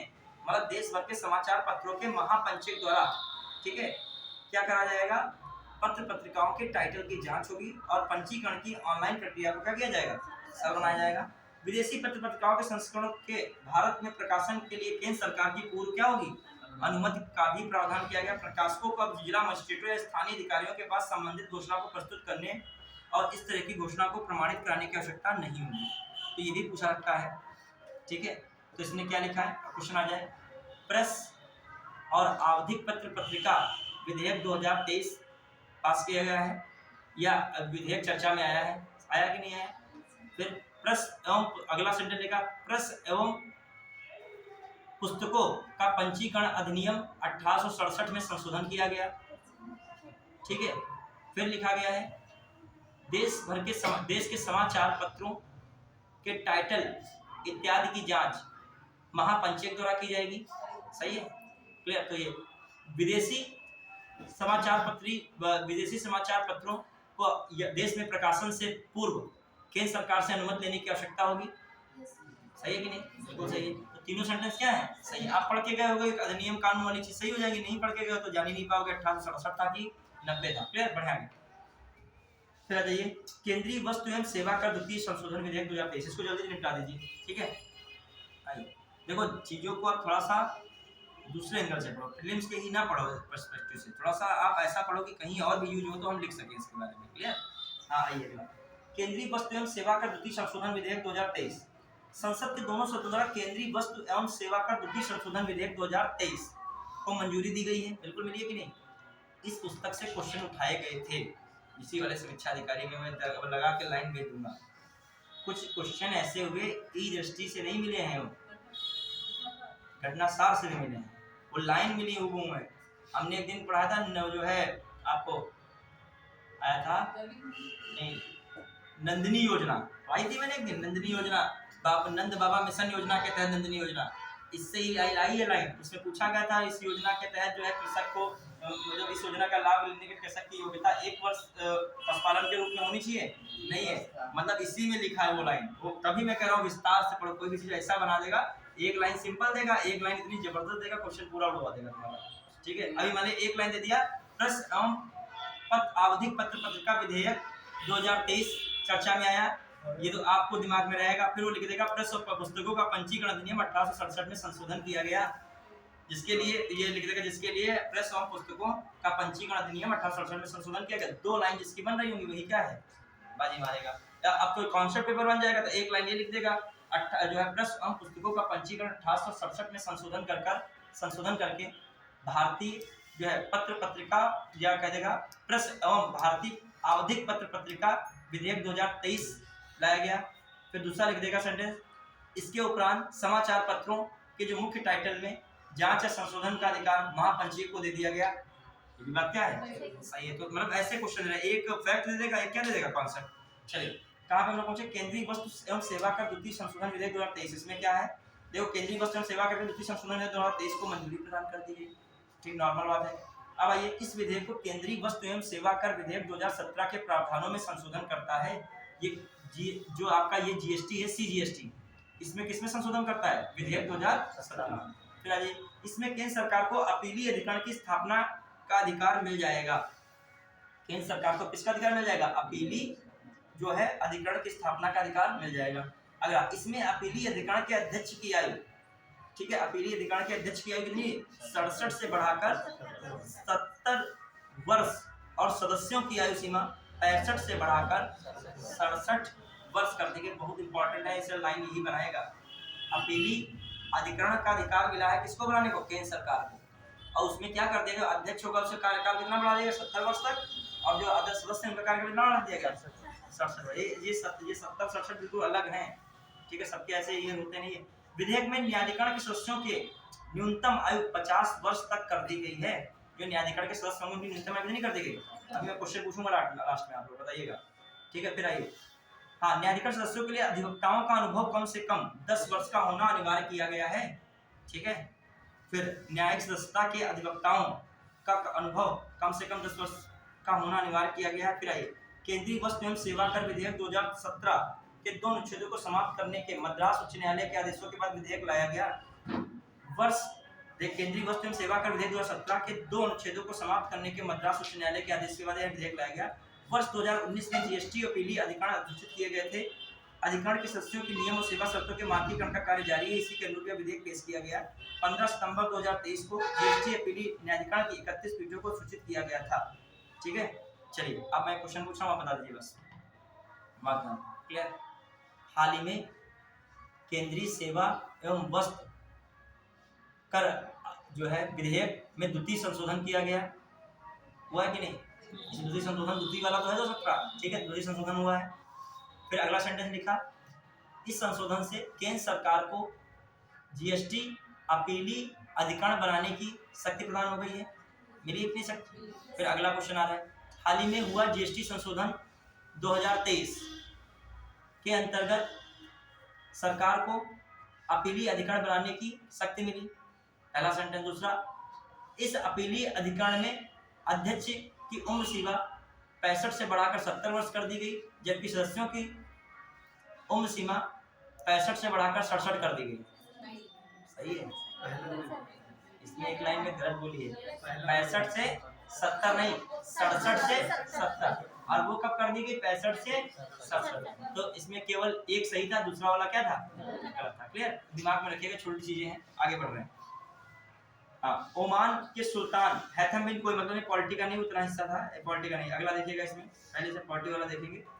हाँ, फिर देश के 5 राज्यों में विधानसभा चुनाव के नई सरकार का गठन हो गया। हालांकि पूछा इस वाले में नहीं गया है, लेकिन अगले वाले में कहीं पूछना नहीं, कुछ तो पूछा नहीं है तो पूछ ले, कुछ जुड़ा हुआ। तो आप सीटों की संख्या देख लीजिए, कम से कम मुख्यमंत्री को जल्दी देख लेगा, पढ़ चुके उसको, ठीक है। हाँ, देश के 5 राज्यों में राजस्थान, मध्य प्रदेश, छत्तीसगढ़, तेलंगाना और मिजोरम में क्या हुए? चुनाव संपन्न हुए दिसंबर 2023 में। अभी आपका मैंने कहा 6 महीने करंट इधर का और 6 महीने 3-4 महीने का इधर का, तो नवंबर दिसंबर में हो तो आपका क्या है? वार्षिक के करंट अफेयर में ये बात आ जाती है। ये चुनाव अप्रैल में होता तो इम्पोर्टेंट अब नहीं था। किसमें हुआ है? नवंबर साइड में, ठीक है। तो ध्यान रखिएगा, नवंबर और 30 नवंबर का मतलब क्या शुरू हो चुका है? दिसंबर। क्लियर? फिर आइए, चुनाव हुआ है कितने?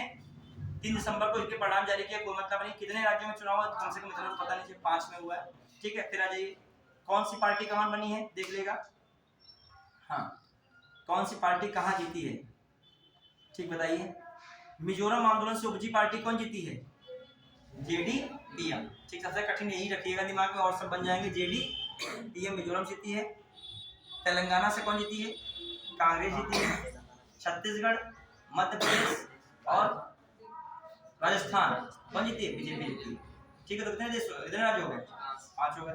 फिर आइए, राजस्थान में बीजेपी ने पूर्ण बहुमत है। विधानसभा सीटें राजस्थान में कितनी है? 200। कितनी सीटें?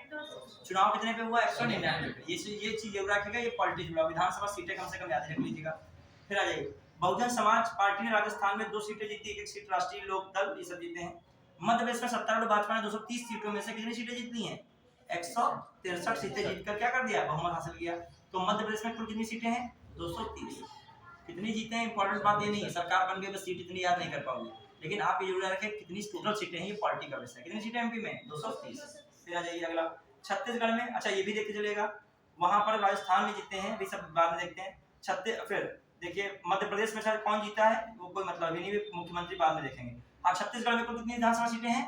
90। कितनी है? 90। अब आइए अगला, तेलंगाना की कुल कितनी विधानसभा सीटें हैं? 119। मुझे राजस्थान की ला दीजिए आप लोग, ये आंध्र प्रदेश की। ये आपके क्वेश्चन है, यहाँ आराम से बताइएगा सोच के, ठीक। तेलंगाना में कितनी विधानसभा सीटें? 119। फिर मिजोरम में जेडीपीएम, ये तो हो गया, वहां में मिजोरम में कितनी सीटें? 40, ठीक। अब आइए कौन क्या बनता है, देखो क्या हो रहा है। तेलंगाना में कौन बन रहा है? रेवंत रेड्डी, तेलंगाना के क्या बने? नए मुख्यमंत्री बन गए हैं, ठीक है। फिर आ जाइए, राज्यपाल कौन है तेलंगाना के?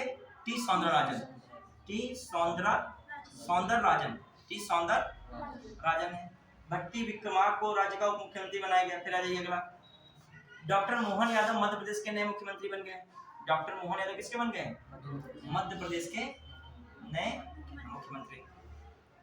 क्लियर? डॉक्टर मोहन यादव मध्य प्रदेश के नए मुख्यमंत्री बने। फिर आ जाइए, फिर कहाँ पे हम लोग चल रहे हैं, विष्णुदेव साय छत्तीसगढ़ के नए मुख्यमंत्री बन गए हैं। दिमाग में रखिएगा। एक आप कौन रखोगे, कौन से आपके? रेवंत रेड्डी तेलंगाना। फिर आ जाइए, कौन है? मोहन यादव मध्य प्रदेश के नए मुख्यमंत्री बने। इनको किसने वहां पे, उनको किसने शपथ दिलाई थी? तेलंगाना के राज्यपाल टी सौंदरराजन ने। तेलंगाना की बात कर रहा हूँ, ठीक है। फिर आइए, हाँ, भट्टी विक्रमार्क क्या बन गए? उप मुख्यमंत्री बने। उसमें जो एमपी में डॉक्टर मोहन यादव मध्य प्रदेश के नए मुख्यमंत्री बने। शपथ किसने दिलाई है? हाँ, ये जबरदस्त नाम है इनका, ठीक, मंगू भाई पटेल ने इनको क्या दिलाई? नाम तो उससे भी बड़ा है, ठीक है। मंगू भाई पटेल ने इनको क्या दिलाई? शपथ दिलाई है। हाँ, फिर आइए अगला, मुख्यमंत्री मोहन यादव के साथ राजेश शुक्ला और जगदीप देवड़ा क्या बने हैं? उप मुख्यमंत्री बन गए हैं। चलिए अगला देखिएगा। हाँ, मोहन यादव ये हो चुका है। विष्णुदेव सहाय कहाँ के नए मुख्यमंत्री बन गए हैं? छत्तीसगढ़। और छत्तीसगढ़ के जानते हो कौन राज्यपाल है? विश्वभूषण हरिचंदन। कौन है? विश्वभूषण हरिचंदन। फिर है अगला, ये कहाँ पे हम लोग पहुंचे? ये हो गया। अब आइए, विष्णु साव के अरुण साव और विजय शर्मा ने राज्य के मुख्यमंत्री की क्या ले ली है? शपथ ले ली है। कौन है? अरुण साव है और कौन है? विजय शर्मा है, ठीक है। आइए फिर कौन है, यहाँ पे देख लीजिए कौन है ये? छत्तीसगढ़ के, याद रखिएगा। मुख्यमंत्री कौन है? विष्णुदेव साय। मुख्यमंत्री राज्यपाल कौन थे? विश्वभूषण, ठीक है, विश्वभूषण हरिचंदन। आइए अगला कौन बने? भजन लाल शर्मा कहाँ के बने हैं? राजस्थान के। इनको कौन जो है? दिया कुमारी और प्रेम बैरवा क्या बन गया? उप मुख्यमंत्री हैं। राज्यपाल कौन बने हैं? इनको राज्यपाल किसने शपथ दिलाई है? कलराज मिश्र, ठीक है। हाँ, राज्यपाल कलराज मिश्रा ने इन्हें क्या दिलाई है? शपथ दिलाई। फिर अगला, ये लाल दुहोमा मिजोरम के नए मुख्यमंत्री बने हैं। आईपीएस पहले अधिकारी थे, ठीक है। इनको शपथ किसने दिलाई है? राज्यपाल कौन? हरि बाबू है। कौन है? हरि बाबू राज्यपाल शपथ दिला दे रहे हैं, ठीक है। फिर आ जाइए, ठीक। अब आ जाते हैं, 2 कैबिनेट मंत्री रहे हैं। पूरा मैटर इसमें हो गया है। चलिए, ठीक, जेडपीएम जोरम पीपुल्स मूवमेंट, ठीक है, ठीक, जोरम पीपुल्स मूवमेंट करके पार्टी का नाम। चलिए अब आ जाते हैं हम लोग कहाँ पे हैं। एक बार ऐसे बता दी कहानी के रूप में, क्योंकि आपका चुनाव हुआ था। चुनाव में कौन सा पहले आपका यह रखिएगा? एमपी रहा है। एमपी भी चर्चा में रहता है एमपी, क्योंकि एमपी में क्या सबसे ज्यादा टाइगर रिजर्व कहाँ पे है? एमपी में। और राष्ट्रीय उद्यान सबसे ज्यादा कहाँ है? ठीक। अब मुझे देखो वन्य जीव अभयारण्य सबसे ज्यादा कहाँ है? ये एमपी ना बताइएगा, ये आप लोग उसमें क्वेश्चन पूछना, ठीक है। अब आइए, जो हम लोग देखें एमपी में सीएम को, पहली बात एमपी में अभी विधानसभा चुनाव हुआ था, रिजल्ट आया, लेकिन आपके लिए इंपॉर्टेंट क्या? विधानसभा सीटें कितनी है? 230। कौन पार्टी जीती है? बीजेपी, ठीक है। सीएम कौन बने हैं? डॉक्टर मोहनलाल यादव बने हैं सीएम, क्लियर। फिर आ जाए जो हम लोग देखें दूसरी बात, डिप्टी सीएम कौन बने हैं? कौन बने हैं डिप्टी सीएम? बताइए, डिप्टी सीएम इसमें कौन बने हैं? एमपी के राजेश शुक्ला है। और राजेश शुक्ला यहीं गए कि नहीं? और कौन है? देखिए दूसरे कौन है? जगदीश देवड़ा, राजेश शुक्ला, ये 2 लोग है ना, राजेश शुक्ला और जगदीश देवड़ा, ठीक है। चलिए, हाँ, फिर आ जाइए, सीएम हो गए, डिप्टी सीएम हो गए। फिर क्या है आपको यहाँ पर? राज्यपाल भी पता आपको करना पड़ेगा। गवर्नर कौन है यहाँ के? शपथ किसने दिलाई है? मंगू भाई पटेल, बेसिक, ठीक। अगर आइए, अब कौन सा आपका है? छत्तीसगढ़ में देख लेते हैं। एमपी से ही बना छत्तीसगढ़। कब बना था एमपी से छत्तीसगढ़? कब? कौन सी नवंबर? 1 नवंबर 2000 में, ठीक है। और ये किसी भी राज्य से नया राज्य बन जाए, उसका नाम परिवर्तित कर दिया जाए, सीमा परिवर्तन किस आर्टिकल में बात की गई है? आर्टिकल 3 में। किसमें बात की गई है? और 2 और 3 में होता है बड़ा कंफ्यूजन, ठीक है। इसमें बात हुई है 3 में, क्लियर। चलिए, समझ रहे हो कि नहीं? इसके लिए क्या जरूरत पड़ती है? संविधान में विशेष जो बहुमत की जरूरत पड़ती है कि साधारण बहुमत है? साधारण बहुमत। संविधान में संशोधन नहीं होना है, ठीक। कोई भी नया राज्य बनना, उत्तर प्रदेश से मान लीजिए कोई राज्य बनता है, उत्तर प्रदेश का नाम हो जाता है, उसके लिए क्या नहीं करना पड़ेगा? संविधान में संशोधन नहीं होगा, बल्कि साधारण बहुमत द्वारा संसद से ऐसा हो सकता है। कौन सा आर्टिकल कहता है? आर्टिकल 3, ठीक है। फिर आ जाइए, हाँ, यहाँ पे हम लोग चल रहे हैं छत्तीसगढ़ में। बताइए छत्तीसगढ़ की बात है, पहले नंबर पे कितनी सीट है वहाँ पे? 90। कौन सरकार किसकी रही? बीजेपी। सीएम विष्णुदेव सहाय बन गए। ठीक है, फिर आइए डिप्टी सीएम कौन हो गए? अरुण साव। और दूसरे कौन है? दूसरे कौन फेमस नाम है? विजय शर्मा साहब। विजय शर्मा और अरुण साव। अरुण साव, विजय शर्मा। राज्यपाल बच्चों कौन बने? विश्वभूषण हरिचंदन। ठीक है, विश्वभूषण याद रखे, विश्व के भूषण है। ठीक है, यहाँ के राज्यपाल याद रखेगा छत्तीसगढ़। ठीक है, फिर आ जाइए अगला कौन हुआ आपका? बताइए तेलंगाना हुआ कि नहीं? तेलंगाना। तेलंगाना कितनी सीटें? 119। क्लियर तेलंगाना। फिर बताइए तेलंगाना के बाद इसमें मेन क्या है? बताइए फटाक से, कौन सीएम है? रेवंत रेड्डी है। कौन सी पार्टी जीती? कांग्रेस। एक जन जीते हैं वो भी जो बीजेपी जिता दोगे। ठीक है, कांग्रेस हो गया। ठीक है, फिर आइए अगला। हाँ, फिर बताओ क्या है मामला? फिर गांव के प्रधानी कोई आता है तो उसको जीते जी मर जाता है, और सोचो जिसके अब पूर्वज रहे होंगे क्या प्रधानमंत्री, और वो जो है सब कुछ तो वही रहे। ठीक है, और वो जब हारता होगा तो कैसा लगता होगा, इमेजिन करो। ठीक है, तो जो है कांग्रेस ने कभी नहीं सोचा होगा कि हमारे साथ ऐसी स्थिति आएगी। क्योंकि देखिए कभी भी इतिहास दिखा के देखिए 1885 में कांग्रेस की स्थापना हुई थी, आपको पूरा हिस्ट्री में कांग्रेस से भरा पड़ा मिलेगा। और उसके बाद भी नहीं, आजादी के बाद भी कांग्रेस ही सब चल रहा है। जवाहरलाल नेहरू जो है, जब तक उनका निधन नहीं होगा तब तक क्या रहे? पीएम रहे। उसके बाद इंदिरा गांधी, मतलब जो एकदम अकस्मात खत्म भी हो गए, फिर भी राजीव गांधी बने, वो भी खत्म हो गए। मतलब देखा जाए मतलब एक सिस्टम ऐसा चलता था कि कोई भी कांग्रेस के अलावा भी नहीं है। और सोचिए फिर वापसी देखिए 2000 कब से 10 जो आपका देखा जाए 4 से फिर 2000 कितना तक, मतलब 21वीं सदी में भी कांग्रेस चल रही थी। मतलब 20वीं सदी तक नहीं कांग्रेस थी, 21वीं सदी की एंट्री भी धमाकेदार कांग्रेस की रही है।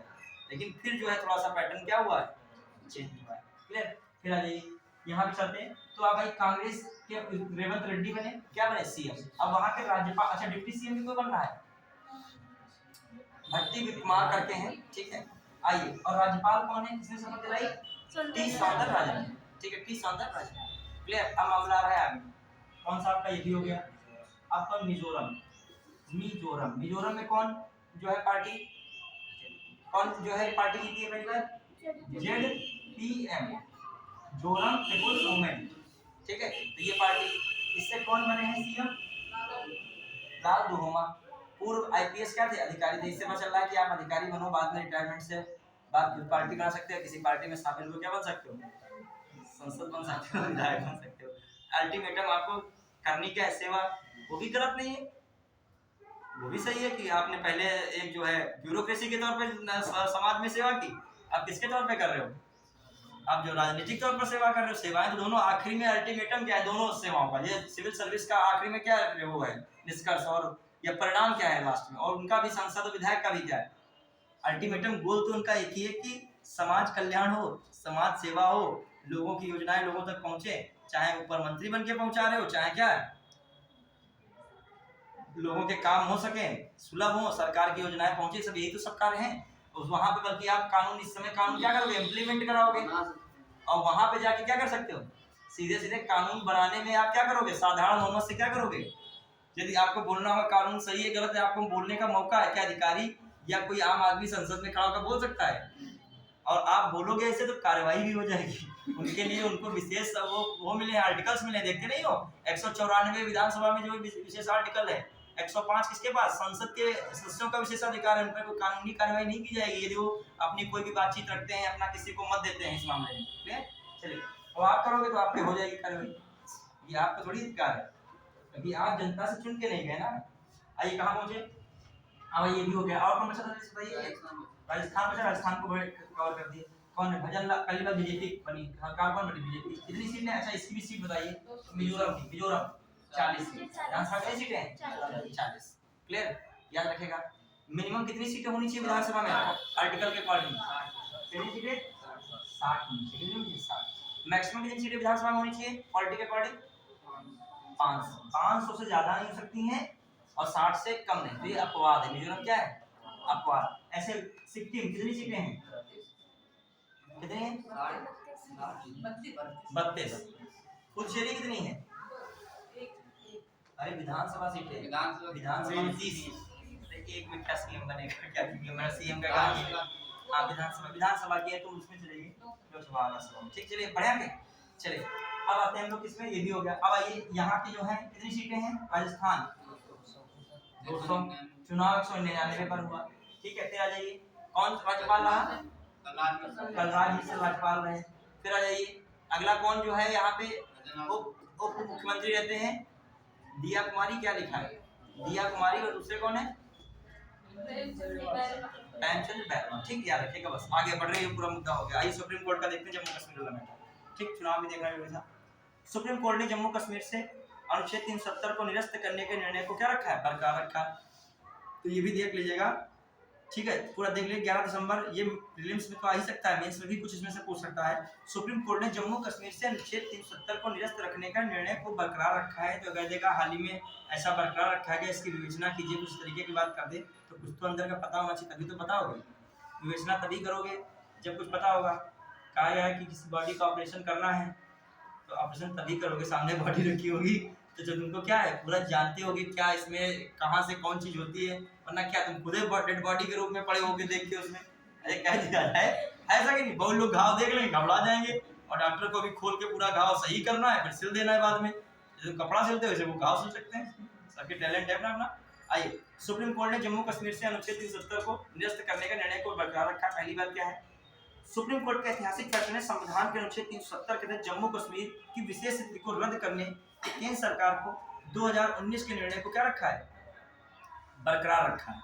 जो केंद्र सरकार ने 370 को जम्मू कश्मीर को जो विशेष प्रावधान का दर्जा देता था, विशेष राज्य के प्रावधान का दर्जा, उसको क्या कर दिया है, निरस्त किया था, केंद्र सरकार द्वारा किया गया था। सुप्रीम कोर्ट ने उस फैसले को क्या रखा है, बरकरार रखा। ध्यान दीजिएगा। इसमें कौन रहा है ये भी ध्यान रखिएगा। मुख्य न्यायाधीश कौन है, डीवाई चंद्रचूड़ रहे, इसके जो संविधान पीठ के वो रहे, मेन हेड रहे। फिर आइए, सुप्रीम कोर्ट ने अनुच्छेद 370 के तहत जम्मू कश्मीर की विशेष स्थिति को रद्द करने के केंद्र सरकार के फैसले को क्या किया, स्वीकार किया और इस बात पर जोर दिया कि राज्य की कोई आंतरिक संप्रभुता नहीं थी। फिर अदालत ने स्पष्ट किया राज्य सरकार की सहमति आवश्यक नहीं है और अनुच्छेद 370 को एक अस्थायी प्रावधान माना गया है। ठीक है, आइएगा।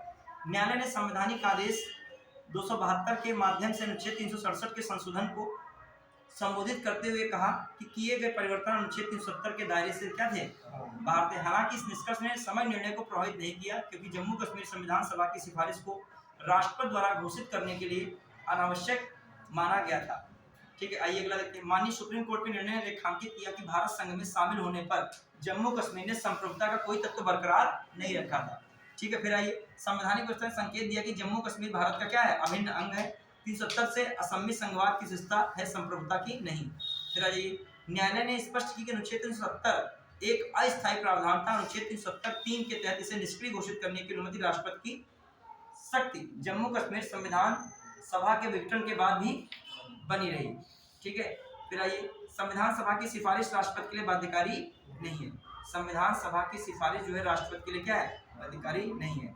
फिर आइए, न्यायालय ने माना कि संविधान के सभी प्रावधानों को जम्मू कश्मीर में लागू करने के लिए, मतलब संविधान के सभी प्रावधानों को जम्मू कश्मीर में लागू करने के लिए आर्टिकल 370(1)(d) के तहत राष्ट्रपति की शक्ति के प्रयोग के लिए राज्य सरकार की सहमति की आवश्यकता नहीं है। मतलब समझिएगा, 370 जो है उसका 1D क्या कहता है, जो भी अध्यादेश जारी करने की शक्ति हो सकती है किसी भी राज्य में कहीं भी राष्ट्रपति की, तो किसी भी प्रकार की ऐसी राष्ट्रपति की शक्ति है तो ये जो है उस शक्ति में कोई भी राज्य वहाँ की होगी, उसकी सलाह वगैरह के लिए कोई जरूरत नहीं है। ठीक है, फिर आइए, हाँ, फिर परामर्श और सहयोग सिद्धांत अनिवार्य नहीं था, राष्ट्रपति कार्यवाही वैध मानी जाती थी।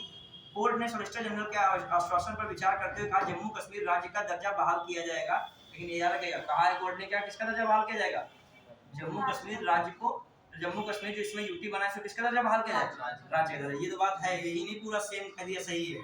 फिर आया, जम्मू कश्मीर पुनर्गठन अधिनियम 2019 की वैधता और फैसला देना जरूरी नहीं समझा। केंद्र शासित प्रदेश के रूप में लद्दाख के पुनर्गठन को बरकरार रखा गया है। न्यायमूर्ति एस.के. कौल ने 1980 के दशक से जम्मू कश्मीर में मानवाधिकारों के उल्लंघन की जांच करने और सुलह उपायों का प्रस्ताव, ठीक है, देखिए, जम्मू कश्मीर में मानवाधिकारों की उल्लंघन की जांच करने और सुलह उपायों का प्रस्ताव देने के लिए, ठीक, सच्चाई और सुलह समिति की स्थापना की सिफारिश की। ठीक है, देखिए 1980 के दशक से जम्मू कश्मीर में मानवाधिकार उल्लंघन की जांच करने और सुलह उपायों का प्रस्ताव देने के लिए सच्चाई और सुलह समिति की स्थापना की। ये बहुत इंपॉर्टेंट लिखिए, सच्चाई और सुलह समिति, ये बहुत याद रखेगा। अभी आगे बढ़ते हैं, क्वेश्चन हम पूछेंगे लोगों से भी। हालांकि इसमें शामिल मुद्दों की संवेदनशीलता को देखते हुए समिति के गठन का तरीका सरकार पर क्या कर दिया गया, छोड़ दिया गया है। आइए फिर, कोर्ट ने चुनाव आयोग को 30 सितंबर 2024 तक जम्मू कश्मीर विधानसभा के लिए चुनाव कराने का निर्देश दिया है। जल्द से जल्द जम्मू कश्मीर राज्य का दर्जा बहाल करने पर भी क्या दिया गया है, जोर दिया गया है। भारत के मुख्य न्यायाधीश DY चंद्रचूड़ की अध्यक्षता में गठित इस संविधान पीठ में शामिल कौन है? न्यायमूर्ति SK कौल है, संजीव खन्ना है, गवई है और न्यायमूर्ति सूर्यकांत है। SK कौल है, संजीव खन्ना है, गवई है और कौन है? सुरेश जो सूर्यकांत है। ठीक, अब मैं क्वेश्चन पूछ रहा हूँ तब आप समझेंगे। पहली बात तो जिनको लग रहा है कि इंपॉर्टेंट नहीं, इसमें से बहुत चीजें इंपॉर्टेंट निकल आई है। पहली बात, क्वेश्चन पूछ रहा हूँ मैं, हाल ही में जम्मू कश्मीर राज्य पुनर्गठन अधिनियम 2019 जो कि केंद्र सरकार द्वारा जम्मू कश्मीर राज्य को विशेष दर्जा के प्रावधान को समाप्त करता है। सही है, मतलब जो जम्मू कश्मीर राज्य पुनर्गठन अधिनियम 2019 आया था, वो क्या था? जम्मू कश्मीर को विशेष राज्य के दर्जा के प्रावधान क्या करता है? समाप्त करता है। फिर लिखा गया है, हाल ही में सरकार के इस फैसले को अर्थात आर्टिकल 370 को समाप्त करने संबंधी फैसले को सुप्रीम कोर्ट द्वारा सही ठहराया गया है। सही ठहराया गया या कह यहाँ पे बरकरार रखा गया, बरकरार रखने को वैध माना गया है या बरकरार रखा जाए इसको वैध माना है? बिल्कुल, मतलब उसको बरकरार रखा जाए, ये क्या चीज है? वैधानिक है। ठीक है, फिर आइए अगला दूसरा क्वेश्चन में पूछ रहा हूँ, हाल ही में जम्मू कश्मीर के लिए विशेष राज्य के दर्जा को समाप्त करने संबंधी आर्टिकल 370 को समाप्त करने वाले सरकार के फैसले को सुप्रीम कोर्ट ने वैध माना है। फिर संविधान में राज्यों के लिए या संविधान में विशेष उपबंध जैसे प्रावधान भाग 21 में दिए गए हैं। मतलब एक मैंने ये वाला क्वेश्चन पूछा करंट का, एक मैंने क्या दिया है? स्टैटिक, मतलब एक पॉलिटी का दिया है। जो विशेष उपबंध, संक्रमणकालीन उपबंध, ये सब किस भाग में दिए गए हैं? ये राज्यों को विशेष दर्जा देने का उपबंध है, वो भाग 21 में दिया गया है। भाग 21 में दिया गया, किसमें दिया गया? ध्यान रखिएगा, जो भी विशेष राज्य का दर्जा दिया जाता है, या कह लीजिए जो विशेष उपबंध है राज्यों के लिए, या कह लीजिए अस्थायी संक्रमणकालीन उपबंध है। अस्थायी संक्रमणकालीन उपबंध किस भाग में? सब है, भाग 21 में। क्लियर? तो मैंने वहां से बात एक रखी, एक इधर की बात है, एक इधर की बात, इधर की बात। फिर आ जाइए अगला क्वेश्चन पूछ रहे हैं इसी में से। 1980 के बाद से जम्मू कश्मीर में 1980 के बाद से जम्मू कश्मीर में मानवाधिकारों के उल्लंघन एवं सुलह उपायों संबंधित जांच के लिए SK कौल ने सच्चाई और सुलह समिति बनाने की सिफारिश की, स्थापित करने की सिफारिश की, मतलब या बनाने की सिफारिश की। फिर जो दूसरी बात कह रहे हैं, हाल ही में 370 के सरकार के फैसले को बरकरार रखने वाली समिति में बरकरार रखने वाली खंडपीठ समिति के अध्यक्ष DY चंद्रचूड़ एवं अन्य सदस्यों में SK कौल, संजीव खन्ना, BR गवई, सूर्यकांत न्यायाधीश शामिल थे या शामिल है? दोनों बात सही है। ठीक है, एक आपका वो दे देगा, एक ये दे देगा। चलिए बढ़िया के 370 वो तो जानते हैं 370 क्या है, बार बार उसमें कोई मतलब नहीं। ठीक है, फिर आइए अगला टॉपिक देखिए, जल्दी से निपटाइए अगला। ये कोई नहीं, मतलब वो तो पार्टी का भी देखना था, ये कोई मतलब नहीं है, इसका कोई वो नहीं है। ठीक है, हाँ ये केंद्रीय विश्वविद्यालय वाला देख लीजिएगा, फिर बढ़ते हैं अगला। बस केंद्रीय विश्वविद्यालय वाला ही यहाँ देखना है। देखिएगा, राज्यसभा ने 14 दिसंबर 2023 को केंद्रीय विश्वविद्यालय संशोधन विधेयक को मंजूरी दी है। लोकसभा ने 4 दिसंबर को इस विधेयक को पारित कर दिया था। याद रखेगा, राज्यसभा ने केंद्रीय विश्वविद्यालय संशोधन विधेयक 2023 को क्या दे दी है? मंजूरी दे दी है। हाँ, फिर देखिए, इस विधेयक का उद्देश्य जनजातीय कला, संस्कृति और रीति रिवाजों के साथ साथ तकनीकी सुधार में शिक्षा अनुसंधान की सुविधाएं देना है। ठीक है, मतलब जनजातीय कला है, संस्कृति है, उसमें तो सुधार करना ही करना है, साथ में तकनीकी और शिक्षा में भी क्या करना है? उनके सुधार करना है। ये जो अधिनियम है, कौन सा? केंद्रीय विश्वविद्यालय संशोधन विधेयक जो है, इसके अंतर्गत किया गया। ठीक है, फिर क्या है? सबसे इंपॉर्टेंट लाइन है, विधेयक में तेलंगाना में केंद्रीय जनजाति विश्वविद्यालय स्थापित करने का क्या किया गया है, प्रावधान किया गया। नाम क्या है, समक्का सरक्का सेंट्रल ट्राइबल यूनिवर्सिटी रखा गया है। क्लियर। फिर शिक्षा मंत्री धर्मेंद्र प्रधान के अनुसार विश्वविद्यालय भारतीय जनजाति समुदाय से संबंधित मामलों पर शोध का केंद्र होगा। मंत्री धर्मेंद्र प्रधान ने उच्च शिक्षा संस्थाओं में ड्रॉप आउट पर भी बात की। उन्होंने कहा सरकार ने पिछले 5 वर्षों में ड्रॉप आउट करने का विश्लेषण किया है। विश्लेषण के अकॉर्डिंग सामान्य वर्ग के 1.53, ओबीसी वर्ग के 1.51, एससी में 1.47 और जो है 1.29 एसटी छात्रों के स्कूल छोड़ने की दर 5 वर्षों में रही है। तो दिमाग में रखिएगा, कुछ नहीं है, इतना जरूर रख लीजिएगा बस। ये देख लें कौन सा है ये कानून, केंद्रीय विश्वविद्यालय अधिनियम 2009 में संशोधन किया गया। किसमें किया गया, 2009।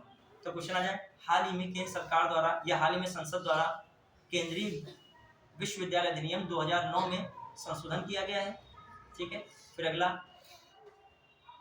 इस संशोधन से जनजातियों में कला, संस्कृति, रीति रिवाजों से संबंधित सुधार के साथ साथ शिक्षा और तकनीक और शिक्षा तथा अनुसंधान में भी सुधार किया जाएगा। ठीक है। फिर अगला सेंटेंस है, इस संशोधन के उपरांत आंध्र प्रदेश से कहाँ पे स्थापित किया रहा, तेलंगाना। मैं बोल रहा हूँ आंध्र प्रदेश में सरक्का समक्का केंद्रीय जनजाति विश्वविद्यालय की स्थापना की जा रही है। ये बात क्या है, वो बात तो सही बोल रहा है, लेकिन ये वो जो आंध्र प्रदेश की जगह क्या होना चाहिए था, तेलंगाना। तो ऐसी भी चीज आती कंफ्यूज करेगा, वहाँ पे पास वाले दोनों रख देगा। अपन जल्दी में पढ़ के गए आंध्र प्रदेश तो नहीं था, तेलंगाना आंध्र प्रदेश था दोनों में। ठीक है। चलिए आइए, ये भी हो गया आपका। अब देख लो, अब नीति आयोग की डेल्टा रिपोर्ट है तो हो चुका था, इधर नहीं हुआ। अच्छा आया है जो है इस पेपर में पेज में आया, जल्दी से रिपोर्ट निपटा देते हैं, है तो सब कुछ इंपॉर्टेंट। नीति आयोग की कोई भी रिपोर्ट कहीं से भी मिल जाए, इधर 1 साल के अंदर वाली, 1 साल पुरानी वाली मत देखिएगा, कोई भी रिपोर्ट होगा, तत्परता सूचकांक हो, कोई भी हो सूचकांक उनका, ठीक है, वो सारे इंपॉर्टेंट है। फिर याद तत्परता सूचकांक उनका आया था, ये देखो क्या नीति आयोग ने दिया है, एक बार बहुत फटाक से इसको पढ़ लेंगे शॉर्टकट में। ठीक है, तो आया है तो इसको निपटा ही दें इन पेजेस को। हाँ, केंद्रीय विश्वविद्यालय हो गया है। नीति आयोग की डेल्टा रैंकिंग है, इसमें देख लेंगे। नीति आयोग सबसे अच्छा प्रदर्शन करने वाले आकांक्षी ब्लॉकों जिलों की उपलब्धियों पर आधारित पहली डेल्टा रैंकिंग क्या है, 7 दिसंबर 2023 को क्या की गई, जारी की गई। तो याद रखिएगा, आकांक्षी ब्लॉकों और जिलों पर आधारित डेल्टा रैंकिंग जारी की गई है, आकांक्षी ब्लॉकों और जिलों वाली। ठीक है, फिर आइए, एस्पिरेशनल ब्लॉक प्रोग्राम, एबीपी क्या फुल फॉर्म क्या है, एस्पिरेशनल ब्लॉक प्रोग्राम के लिए एक महत्वपूर्ण मील के पत्थर के रूप में तेलंगाना के अफीफाबाद में तिरियानी कुमरम भीम ब्लॉक, ये मुझे लग रहा है किसी पेपर में मैंने पढ़ाया है। नहीं ये हाँ, वो मैं करो कोई एग्जाम में मैंने भी देखा है। हाँ, ये मुझे लग रहा है ये भी कोई पेपर में देख रहा था मैं। अच्छा, आरो में।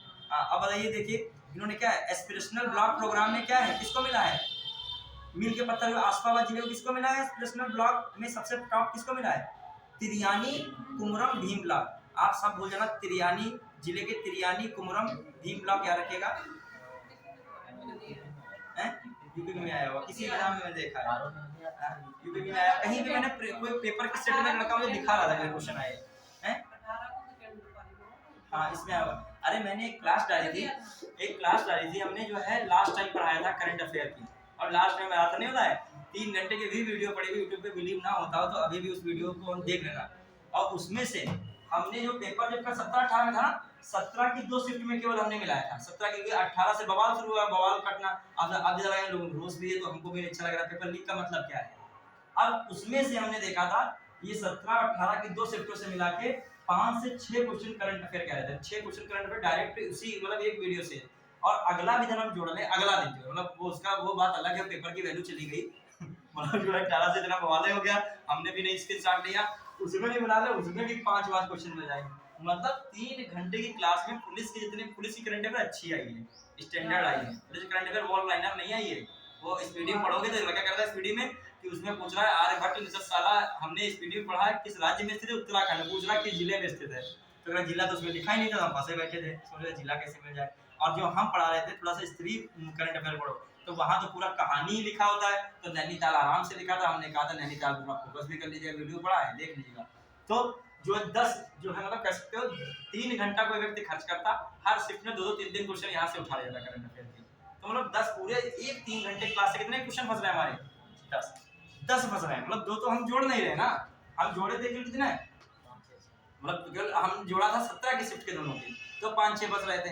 जो 18 के भी जोड़ते तो दोनों कितने बन रहे थे 10 के। और कोई चीज़ इसमें ये नहीं, हम डाटा भेज देंगे, स्क्रीनशॉट वीडियो पढ़ा ना, उसकी लाइन भेजेंगे, तुम्हारे पेपर की लाइन हमने वो रख लिया था। तो होता है टाइम इतना नहीं मिलता है, लेकिन फिर भी हमने रात को थोड़ा सा कटिंग कर ली थी उसमें से। हम स्क्रीनशॉट भेज देंगे, उसको क्या बनाए हुए ऊपर हमने इसे लाइन लगाई है और वहाँ पर पेपर उसके नीचे लगाया पुलिस वाला, उसमें वो क्या है वो क्वेश्चन है वो। तो अब लड़के जब पढ़ा थोड़ा स्टैंडर्ड करंट अफेयर 3 या 4 घंटे की, तो कहे सर जी ये सर ऑनलाइन, वो सर बहुत 12 घंटे को चलाए हैं करंट अफेयर, और जो चलाए हैं 12 घंटे की, मौका 2-2 क्वेश्चन के 12 घंटे में नहीं करंट अफेयर में फंस पा रहे, 3-3 2-3 फंसे तो फंसे, और फंसे कुछ अलग ही फंस गए उसमें। तो आप कभी भी कोई भी पेपर करंट अफेयर स्त्री पढ़ो, जो भी पढ़ो, क्या पढ़ो, और उसने हमें लगा यही इन बुक को फॉलो कर लिया है पेपर बनाने पुलिस ने, मतलब करंट अफेयर हमें लग रहा सिविल की बुक को फॉलो किया है उसने, मतलब जो है बनाया उसने। और लड़के कहते घबराते हैं करंट अफेयर, अरे तुम 12 घंटे तुम वन लाइनर करंट अफेयर पे दोगे, इससे बढ़िया 3-4 घंटे हमारे साथ बताते तुमको फायदा मिलता। ठीक है, और हमने स्क्रीनशॉट डाला, जिसने उस दिन किया होगा हर शिफ्ट में 2-2 3-3 क्वेश्चन कर लिया। और जो हमारा पॉलिटी का जो मिला ले, जिसने पीसीएस बैच पढ़ी होगी, थोड़ा सा हम बताना जरूरी इसलिए समझते हैं, सोचते हैं कि फंसता है कि नहीं फंसता है। पॉलिटी वाला फिलहाल नोट्स रख लीजिएगा आप लोग, क्योंकि जो हमसे साल भर पिछला पढ़ा हो, सही से क्लास ज्वाइन किया हो, कोई क्लास मिस नहीं किया हो, उसका हम मिलवाएंगे। जो इस बार पॉलिटी के 12-13 क्वेश्चन समीक्षा के करीब आए हैं, 10 से 12 क्वेश्चन, 12-13 ऐसे कुछ आए हैं, ज़्यादा नहीं आए लेकिन 12-13 आए हैं, तब भी 12-13 मायने रखता है। ठीक है, अब 12-13 का मैं एक भी क्वेश्चन ऐसा नहीं बताता जो अपना पढ़ाया हुआ ना हो, हमने विशेष चर्चाएं की हैं, ऐसे ऐसे क्वेश्चन आए हैं, अच्छे क्वेश्चन आए, स्टैंडर्ड, हमने कहानी बताई। जैसे डीपीएसपी का आया है, तो आया है राज्य का कर्तव्य है डीपीएसपी को लागू करना या डीपीएसपी को मानना, स्वीकार करना, ऐसे लाइनें आई हैं। ये मैं जो पढ़ाता हूँ, एक्सप्लेन करता हूँ इन बातों को। जैसे मूल अधिकार बना दिया गया संविधान में, राज्य के लिए क्या बना दिया गया, डीपीएसपी कर्तव्य के रूप में, लेकिन हम नागरिकों के लिए मौलिक कर्तव्य नहीं बनाया गया। ऐसे मतलब उसके अंदर जटिल लाइनें पूछ रहा है, मतलब डीपली पूछ रहा है। अब वो लाइन भी मैंने पूछा ना, मैं लाइन भी वो अंडरलाइन एक बुक की कर दूंगा, उसकी सटीक उठा दी उसने लाइन, मैं लाइन भी अंडरलाइन करके बस कल भेज दूँ पेज पे, उसको मिला लीजिएगा।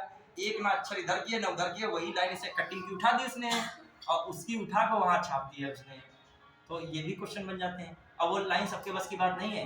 अब सोचेगा कोई बच्चा कि डीपीएसपी सरकार का कर्तव्य कहाँ है, ये तो ये बात कही जाती है कि इसको सरकार माने या ना माने, कर्तव्य की बात कहाँ आती है, लेकिन कर्तव्य है ये किताब में लिखा है। ठीक है, चलिए आते हैं हम लोग। तो उसमें तो हमें 12 से 13 क्वेश्चन एक भी आउट ऑफ नहीं गया है, एक भी नहीं गया है। और एक चीज़ और, हम प्रीलिम्स 2 बार लगातार जो क्वालिफाई इधर किए हैं इस साइड में 22 और 23, अब तो 24 का हुआ ही, तो हमारी उसमें किसने बहुत मदद की है, करंट अफेयर तो करती है, लेकिन जो है कौन बहुत मदद कर रहा है, क्वालिटी। मतलब जो हमें 28 क्वेश्चन पीसीएस प्रीलिम्स में आ गए, हमारा पेपर पहले से क्लियर हो गया कि यहाँ से 28 तो हम उड़ा ही दिए, लेकिन 28 में 25-26 तो कोई ले ही हमसे नहीं जा सकता है। अभी क्वालिटी का जैसे मान लिया आया, क्वालिटी जो है आ गया, मैं पिछला 22 का उसमें 22 में आ गए थे, 28 करीब मुझे दिख रहे थे। क्वालिटी कितने क्वेश्चन, 28 के, तो मेरा लग रहा है 28 का 28 सही होंगे, मतलब कुछ गलती नहीं हुआ। मैंने मिलाया, ऑफिशियल वाले से मिला लिया, बल्कि यूट्यूब पे चिल्ला रहे थे व्याख्या करता नहीं करता, दुनिया भर का ड्रामा बना रहे थे, लेकिन आयोग के आंसर की में हमारा माना गया। उसमें आपको याद बताओ, यदि 100 क्वेश्चन तक पहुंचना है, तुम 25, 26 या 28 इधर से ले लोगे क्वेश्चन, तो हमारा 100 तक पहुंचने का सफर क्या हो गया, आसान हो गया एक जगह। अब तुम क्वालिटी में भी आया, तुम वहां भी 10 कर रहे हो, तो कठिन होंगे ही। अब एंशिएंट हिस्ट्री कोई पूरे हो ही नहीं सकते, आधे हो जाए बहुत है, ढूंढे मिल जाए बाद में गूगल पे तब भी बहुत है। वो ऐसे पूछता, पता है कौन सी किताबें लेके पूछ लेगा, कोई एंशिएंट के बड़े राइटर या प्रोफेसर होंगे, अनुसंधान कर रहे होंगे, उनकी किताब से ढूंढ लो जाके, कोई ढूंढ ही नहीं मिलेगा। तो वो पे तो इतना कवर नहीं होता। जब क्वालिटी आ गया तो क्वालिटी कवर कर लीजिए। अब 2023 में दिया इन्वायरमेंट आ गया, इन्वायरमेंट में 22 क्वेश्चन है, तो मेरा 22-23 ऐसा कुछ आया था, 22 में 22 सही जा रहा था, तभी तो 100 के आसपास पहुंचेंगे, वरना क्या करंट में पूरे थोड़ी हो जाएंगे, एंशिएंट हिस्ट्री में नहीं पूरे होंगे, मेडिवल में नहीं पूरे होंगे। इन्वायरमेंट स्कोर कर दिया, पकड़ के फुल कर दिया, इन्वायरमेंट से खींच लिया 19 क्वेश्चन का, क्वालिटी का हमारा 50 करीब तो यहीं से निकला जा रहा है। तो स्ट्रेटजी भी दिमाग में होनी चाहिए। क्वेश्चन आप एग्जाम निकालते 80 वाला बच्चा होता है तो उसकी मैथ अच्छी होती है, देखो तो कहेगा मैथ रीजनिंग की दम पर हम पहुंचते हैं और जीएस हमको पॉलिश कर देती है, फाइनल हो जाता है। तो आपके भी तो कोई बेस बना के सब्जेक्ट चलो, मतलब जिसमें आ जाए पूरा उड़ाओ, नहीं समझे।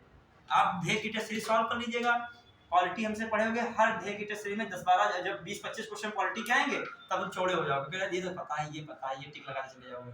फिर आएगा हिस्ट्री या कोई और आएगा, वो तुम लोग जानो, वो तुम लोग पढ़े वो भी लगा लो। चलिए आगे, क्वालिटी कितना भी कठिन बना दे हो जुड़ जाता है जब समझे कायदे से हो तो। चलिए अब इसको भी देख लीजिएगा। अब इसमें आप दिमाग रखिएगा, जैसे आप पढ़े बैठे रिवीजन करिए। अब इस वाले में 12-13 क्वेश्चन आए थे, वो मेरे पूरे फंस रहे थे। अब फिर से मुझे कॉन्फिडेंस आ गया समीक्षा अधिकारी में। हमने सर से भी कहा था जो बिलीव ना हो पूरे साल जिसने पढ़ा होगा वही कर भी पाएगा। अब मान लीजिए नए सूत्र सब चले कभी भी जो जैसा मौका मिलता है हमें, तो आप जो नए सूत्र से पढ़ाएं फिर से हम आपकी से डबल क्षमता से पढ़ाएंगे, मेंस का भी साथ साथ पढ़ाएंगे। बाकी तो वो आ जाएगा ना मेंस का, जुलाई के बाद नवंबर में होगा। जब पढ़ रहे हैं तो शुरू से नोट्स बनाइएगा, मजाक ना कीजिएगा। अब फिर ये मजाक बनाओगे, ये सोचोगे कि हम वहाँ यूट्यूब से फिर पढ़ गए, फिर वहाँ के आ गए, फिर नहीं समझ में, फिर यहाँ पढ़ लियो। किसी से पढ़ो, कायदे से पढ़ लो, बस बात करो। अरे प्रीलिम्स निकालो तभी तो आगे बढ़ोगे। और मेंस में भी क्वालिटी बदलता नहीं है ज़्यादा, मैंने देखा है। मेंस में भी आएगा मौलिक कर्तव्य की विवेचना कीजिए, प्रीलिम्स में तो पढ़े हो मौलिक कर्तव्य, उसमें थोड़ा सा डिस्क्राइब करो। उसमें आपको 11 की 11 मौलिक कर्तव्य क्या होनी चाहिए, याद होना चाहिए। और याद तो वैसे भी करोगे जब कठिन पेपर आता है, प्रीलिम्स में नहीं, गलत नहीं हो जाएगा प्रीलिम्स से भी। बस अगली बार जब क्वालिटी बढ़ाए तो मेंस का भी आंसर राइटिंग कर चलना। मतलब हम यहाँ नहीं करेंगे, टाइम कम होगा, हम आपको घर पे दे देंगे, आप करके लाइए। जैसे मैं 5 मिनट पहले आ गया या 10 मिनट बाद में चला छूट गया, छूटने के बाद क्लास में आपकी कॉपी से जल्दी देख लेंगे सबसे निकाल के, और उसका मॉडल आंसर हम उसमें डाल देंगे, ग्रुप पे आधा होगा। जैसे मतलब हमने आप मेरा मत देख के लिखिएगा, लिखो अपने आप से, मेरा देख लो बस, ठीक है। ये सब करेंगे, ठीक। आइए कहाँ पे चल रहे हैं, नीति आयोग की डेल्टा रैंकिंग में कुछ नहीं है, आप तिरयानी वाला देख लीजिएगा बस, ठीक। आइए इसमें क्या, इस रैंकिंग में दूसरा स्थान कौन मिला है, कौशाम्बी, ठीक है, कौशाम्बी भी आपको मिला है। फिर आइए अचीवर्स ऑफ डेवलपमेंट प्रोग्राम में रैंकिंग में घोषणा की गई। इस पहल में उड़ीसा के रायगढ़ जिले और बिहार के क्या मिले, जमुई जिले को क्या मिला है, पहला दूसरा स्थान। अब पुलिस वाले बच्चे तैयार हैं, जब यहाँ से उठाया गया टॉपिक है फिर भी कुछ उठा सकता है, तैयार रखिएगा। ये कौन है, अचीवमेंट डेवलपमेंट प्रोग्राम के तहत क्या हुआ है, रायगढ़ जिला और कौन है, जमुई, ठीक है। उड़ीसा का रायगढ़ है, बिहार का जमुई, क्या मिला है, achievement, achievers of development programme, achievers of ADP, achiever development programme, ठीक है। फिर आ जाइए, फिर आइए इसमें क्या है, वॉल ऑफ फेम, ये सब हो चुका है, कोई मतलब नहीं है। जोन में ये सब कितने जोन बांटे गए, जोन में पहले पहाड़ियों को उत्तर राज्यों के साथ द्वीपी भी शामिल है। दूसरे जोन में कौन है, उत्तर भारत के राज्य हैं। जोन 3 में कौन है, दक्षिण भारत है। देखो जोन 1 में पहाड़ी वाड़ी है, जोन 1 में उत्तर है, तो जोन 2 में दक्षिण है। फिर जोन 3 में कौन है, जोन 2 में उत्तर है, जोन 3 दक्षिण है। जोन 4 में कौन है, पश्चिम है। और जोन 5 में कौन है, मध्य। जोन 6 में कौन है, पूर्वी है। जोन भी थोड़ा देख लीजिए, मिलान में जोन आ जाए, ठीक है। उत्तर जो है जोन को 1 में रखा गया, नहीं किस में रखा गया, तो उत्तर भारत किस जोन में रखा गया, 3 में किस में रखा गया, 3, 4 पश्चिम, 5 मध्य, और अंतिम जोन में किसको रखा गया, ठीक है। याद रखिएगा, छोटा मोटा देखिएगा। इसमें आप उत्तर प्रदेश का कौन सा जोन है वो जरूर देख लीजिएगा। अब देखो जोन 2 में उत्तर भारत में कौन रहा है राज्य, कि कौन जो ब्लॉक रहे हैं उसमें आकांक्षी में, हरैया और बिरनो, ये पढ़ लीजिएगा भैया, ये पूछ सकता है उत्तर प्रदेश स्पेशल में। हरैया कहाँ का, बस्ती का है। बिरनो कहाँ का है, गाजीपुर, ठीक है। बिरनो कहाँ का, गाजीपुर। अच्छा अब हम लोग चाहें इसको ऐसे सबसे निकास, कोलकाता वाला इंपॉर्टेंट नहीं है। 54वां अंतर्राष्ट्रीय फिल्म महोत्सव, ये भी इतना इंपॉर्टेंट नहीं है, छोड़ दीजिएगा। भारत में साइबेरिया बाघों वाला एक बार देख लीजिए सबसे निगाह में। भारत में साइबेरिया बाघों का पहला जोड़ा 12 साल बाद कहाँ पहुंचा है, दार्जिलिंग पहुंचा। इसको दिमाग में रखिए, कहीं पूछ सकता है। और कहाँ पर ये लाया गया, कहाँ पे स्थापित किया गया, पंजा नायडू हिमालयन जूलॉजिकल पार्क, ये भी रखिएगा, पंजा नायडू जूलॉजिकल हिमालयन पार्क। फिर आ जाइए इसमें देखिएगा, साइबेरिया बाघ कौन है, लारा है, और कौन है, अकामास, ठीक है। फिर आ जाइए, ये आखिर साइबेरिया बाघ की उम्र संबंधी कारण की मृत्यु वगैरह हो गई थी। पंजा Naidu Himalayan zoological park Bharat में सबसे अधिक ऊंचाई पर स्थित क्या है, आप ये भी क्वेश्चन बन सकता है। ये बाघ कहाँ से लाए गए हैं, साइप्रस से। और भारत ने पशु विनिमय कार्यक्रम के हिस्से के तहत किसको दिया है, वहाँ साइप्रस को फफूसा चिड़ियाघर में भेजा है, लाल पांडा। पूर्वी भारत में जो है पहला हिम तेंदुआ संरक्षण प्रजनन कार्यक्रम 1986 में, ये भी याद रखिएगा, पहला हिम तेंदुआ संरक्षण कार्यक्रम, पूर्वी भारत में पहला हिम तेंदुआ संरक्षण कार्यक्रम कब चला गया, 1986 में, पंजा नायडू हिमालयन जूलॉजिकल पार्क में शुरू किया गया था, ठीक है। फिर आइए, हाँ चलिए ये भी आप दिमाग में रख लेगा, क्वेश्चन आ जाए। हाल ही में साइप्रस से 2 साइबेरियाई बाघों को लाया गया है, उन्हें कहाँ पे रखा जाएगा, तो कहाँ पे, पश्चिम बंगाल के दार्जिलिंग स्थित पंजा नायडू हिमालयन जूलॉजिकल पार्क में रखा जाएगा, याद रहेगा बस, ठीक है। हाँ फिर आइए, भूटान ने असम सीमा पर अंतर्राष्ट्रीय शहर बनाने की घोषणा की, सब हो चुका है। गोवाफू स्मार्ट सिटी सब हो चुका है, पढ़ा चुके थे। भारत का गरबा नृत्य भी हो चुका है, ठीक है। केन्या के राष्ट्रपति की भारत यात्रा हुआ होगा, ठीक है। गुजरात ने घोल मछली को क्या रखा है, राज मछली घोषित किया है। भारत की स्थित तेज और सौर इलेक्ट्रिक नाव कौन बनी है, बाराकूडा बनी है, ठीक है। फिर आइए, उत्तराखंड देश का पहला राज्य जिसने एक दिन में कितने 18 GI टैग, 18 GI टैग में ऐसे देख लो, बेरी नाग चाय भी है, बिच्छू बिछुआ बूटी कपड़ा है, मंडुआ है, बाजरा है एक प्रकार का। झंगोरा क्या है? हिमालयन वर्षा पर आधारित एक प्रकार का, ये भी क्या है? बाजरा है। फिर गहत क्या है? सबसे दालों में से क्या गहत क्या है? दाल है। और गहत दाल हो गई, लाल चावल हो गया, काला भट्ट हो गया, काला सोयाबीन है, ग्लाइसिन नेक्स्ट कहा जाता है। माल्टा फल हो गया, संतरे जैसा दिखने वाला गहरा नारंगी लाल रंग का स्वादिष्ट फल है, माल्टा फल हो गया है। फिर कौन है? चौलाई है, रामदाना चिपरस के समय क्या आता है? बुरांस का रस है जो रोडोडेंड्रॉन आर्बोरेरियम के लाल फूलों से क्या मिलता है? मिलता है। फिर ये पहाड़ी तूर दाल है, ये सब कहाँ है? ये सब उनका है मामला। अब आइए जो हम लोग कल छोड़े थे, 5-10 मिनट और रुक जाइए, बस कवर करें, बंद करने क्लास, ठीक है? वो देखिए जो हम लोगों ने कल पेज को छोड़ा था, 2 मिनट में हेडिंग तो कम से कम देख लो, खत्म ही कर दें उसको। क्या छोड़ा था हमने?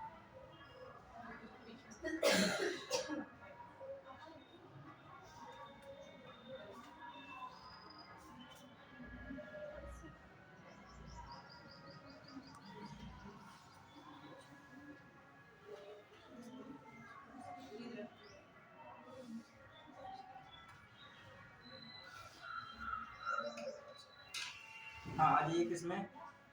Page number. हाँ पेज नंबर था कल का, कौन चल रहा था बताइए? हाँ बताइए कौन सा पेज नंबर चल रहा था?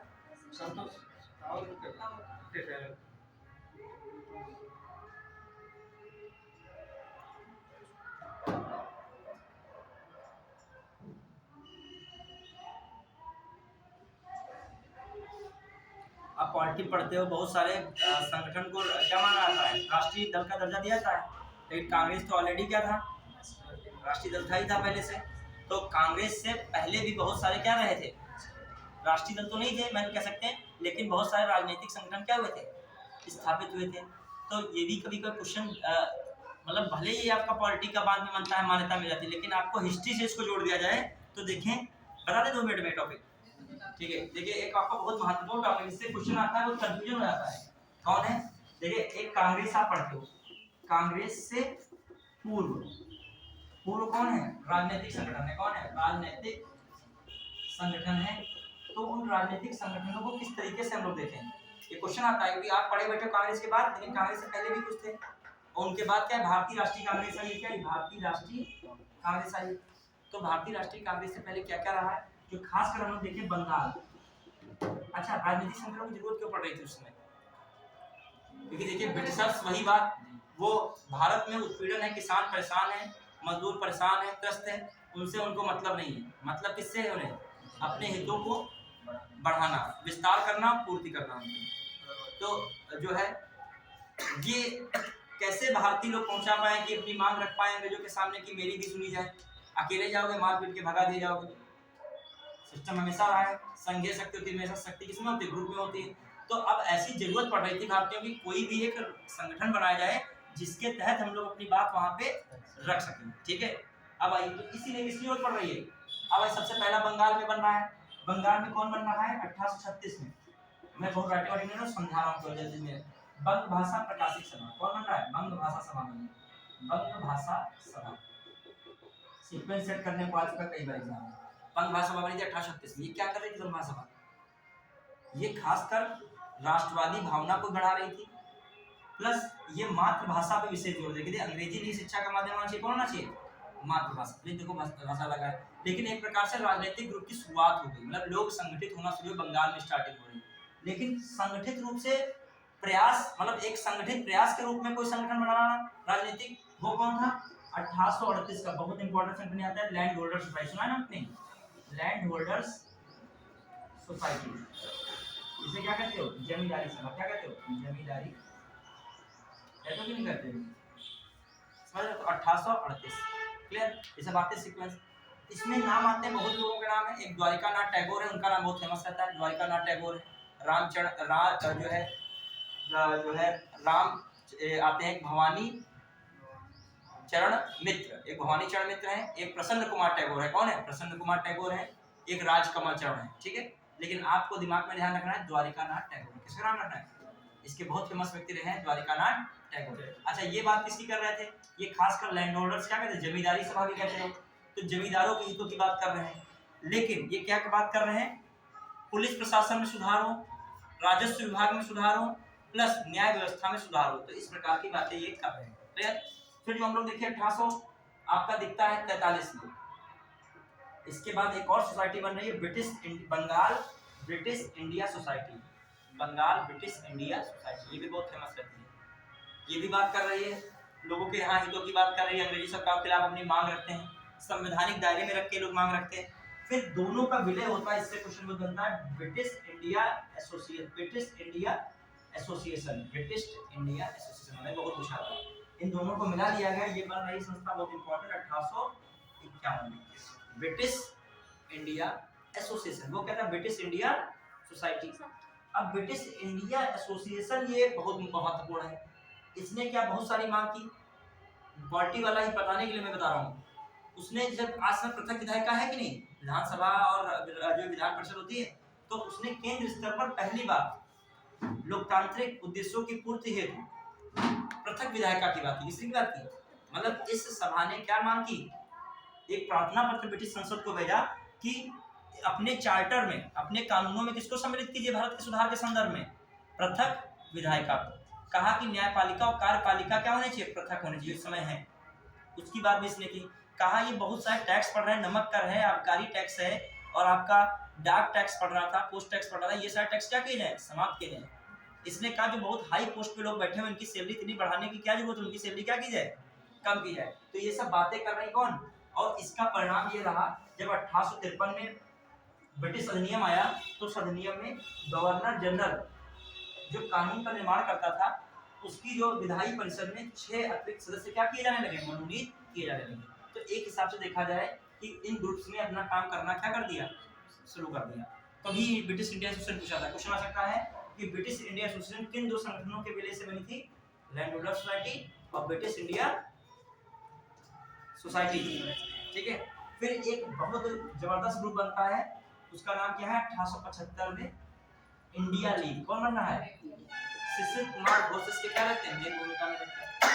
फिर आ जाता है एक 1876 में कौन ग्रुप बनता है, the India Association of Calcutta, the India Association of Calcutta या the Indian Association of Calcutta या इंडियन एसोसिएशन, सुना नाम, इंडियन एसोसिएशन, इंडियन एसोसिएशन किसका है, इंडियन एसोसिएशन बहुत फेमस रहे हैं। इंडियन एसोसिएशन किसका है, सुरेंद्र नाथ बनर्जी, एसएल बनर्जी, बहुत बार आता है क्वेश्चन है। प्लस कौन है, आनंद मोहन बोस, आनंद MAMB। तो क्वेश्चन आता है कौन सा आपका, इंडियन एसोसिएशन ऑफ कलकत्ता भी कहते हो, केवल इंडियन एसोसिएशन भी कह सकते हो, या इंडियन नेशनल इंडियन एसोसिएशन भी कह सकते हो। क्या कहते हो, नेशनल इंडियन एसोसिएशन, ठीक है। ये भी याद रखिएगा, रखो दिमाग में। सुरेंद्र बनर्जी बहुत फेमस व्यक्ति रहे। इन्होंने क्या बात की कि हम जमींदार और इत्यादि लोगों की बात नहीं कर रहे हैं, हम बात कर रहे हैं मजदूरों किसानों की, ये सब बातें कर रहे हैं कि हम जो अपनी बातें रखेंगे कि अंग्रेज उनकी बात को फॉलो करें, ठीक है। अब आइए क्वेश्चन आता है कि भारतीय राष्ट्रीय कांग्रेस से पहले सबसे बड़ा संगठन कौन था, इंडियन एसोसिएशन। इसका हुआ क्या, 1886 में किसमें विलय कर दिया गया, भारतीय राष्ट्रीय कांग्रेस में कर दिया गया। ये सब मैं कहाँ की संस्था बता रहा हूँ, बंगाल की, ध्यान दिया सारी चीजें।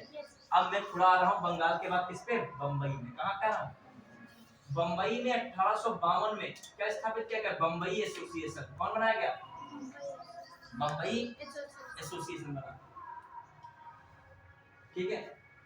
बम्बई एसोसिएशन बन रहा है, इसकी स्थापना 1852 में हुई, लेकिन ये फेमस नहीं रहा। फिर एक आता है बहुत इंपॉर्टेंट 1870 में पूना सार्वजनिक सभा, बहुत इंपॉर्टेंट था। कौन सुना नाम आपने, पूना सार्वजनिक सभा कब, 1800, ये 10 बार क्वेश्चन आ चुके हैं, ऐसा नहीं एक बार आया, कई बार रिपीट हुए क्वेश्चन।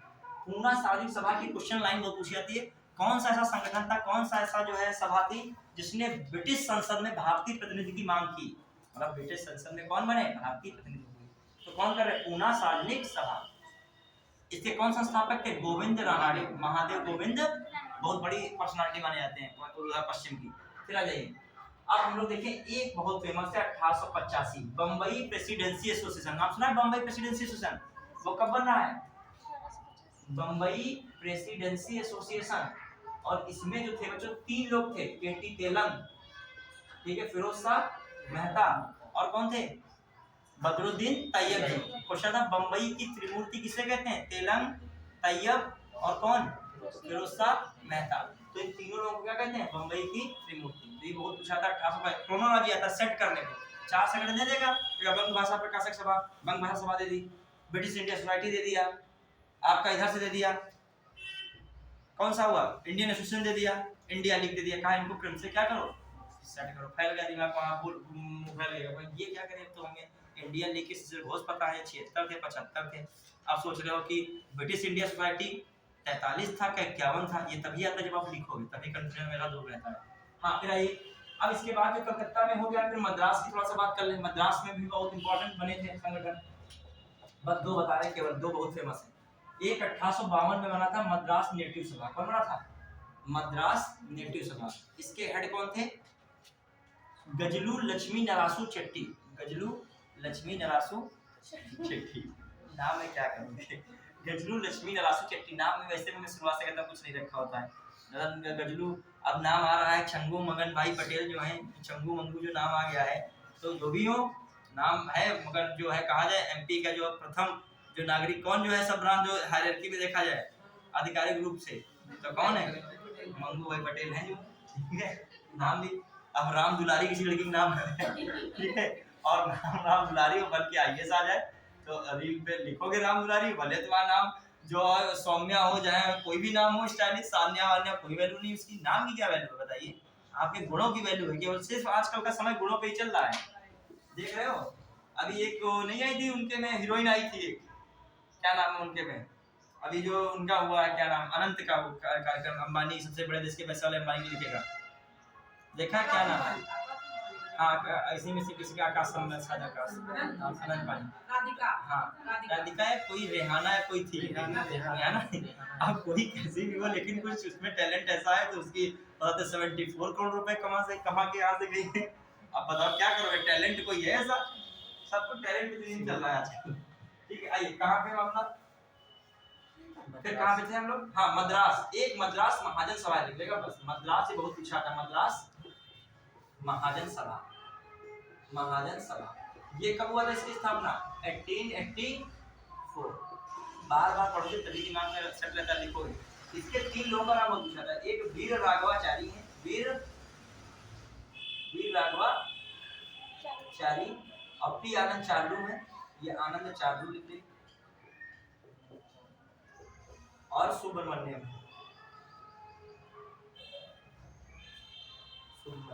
ये याद रखो, 3 बहुत फेमस नाम। चलिए तो ये मतलब क्वेश्चन कभी मेंस में भी आ चुका है कि भारतीय राष्ट्रीय कांग्रेस से पूर्व भारत में राजनीतिक संगठनों की चर्चा कीजिए, तो राजनीतिक संगठन चर्चा कौन करोगे, अजला बताना होगा कांग्रेस से पहले ये जरूरत थी वो जरूरत थी, जरूरत तो सब बता दोगे, लेकिन बताओ ना संगठन, आप बंगाल के बता दो, आप किसके बता दो, मुंबई के बता दो, आप किसके बता दो, मद्रास के, यही मेन संगठन ही थे। इसके बाद सब क्या होता है, विलय हो रहा है, किसका विलय हो गया, तो कांग्रेस पास से स्थापित हो गई, समझ रहे कि नहीं। आपका 1.5 पेज में हो जाएगा, 150 शब्दों में, कुछ 125 में हो जाएगा, 2 शब्दों में भी एक्सप्लेन करोगे हो जाएगा, क्लियर। कुछ बातें कॉमन होती हैं, कोई भी संगठन बनाओ, राष्ट्रवाद की भावना का विकास करना, ठीक है, जो है लोकतांत्रिक मूल्यों की रक्षा हेतु जो है शिक्षा देना, ये सब बातें घुमा फिरा के वही आती है, कुछ कॉमन बातें होती हैं।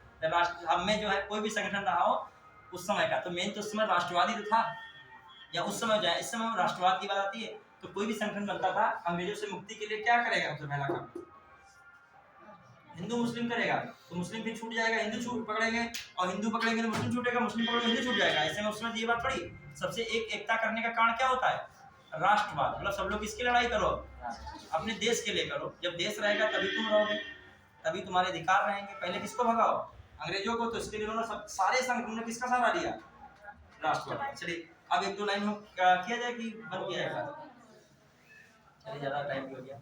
हाँ तो आज की तरह जब मैं करंट अफेयर भी पढ़ाऊंगा तो तुम्हारा कोई संगठन वगैरह कुछ आ गया तो 60 में उसको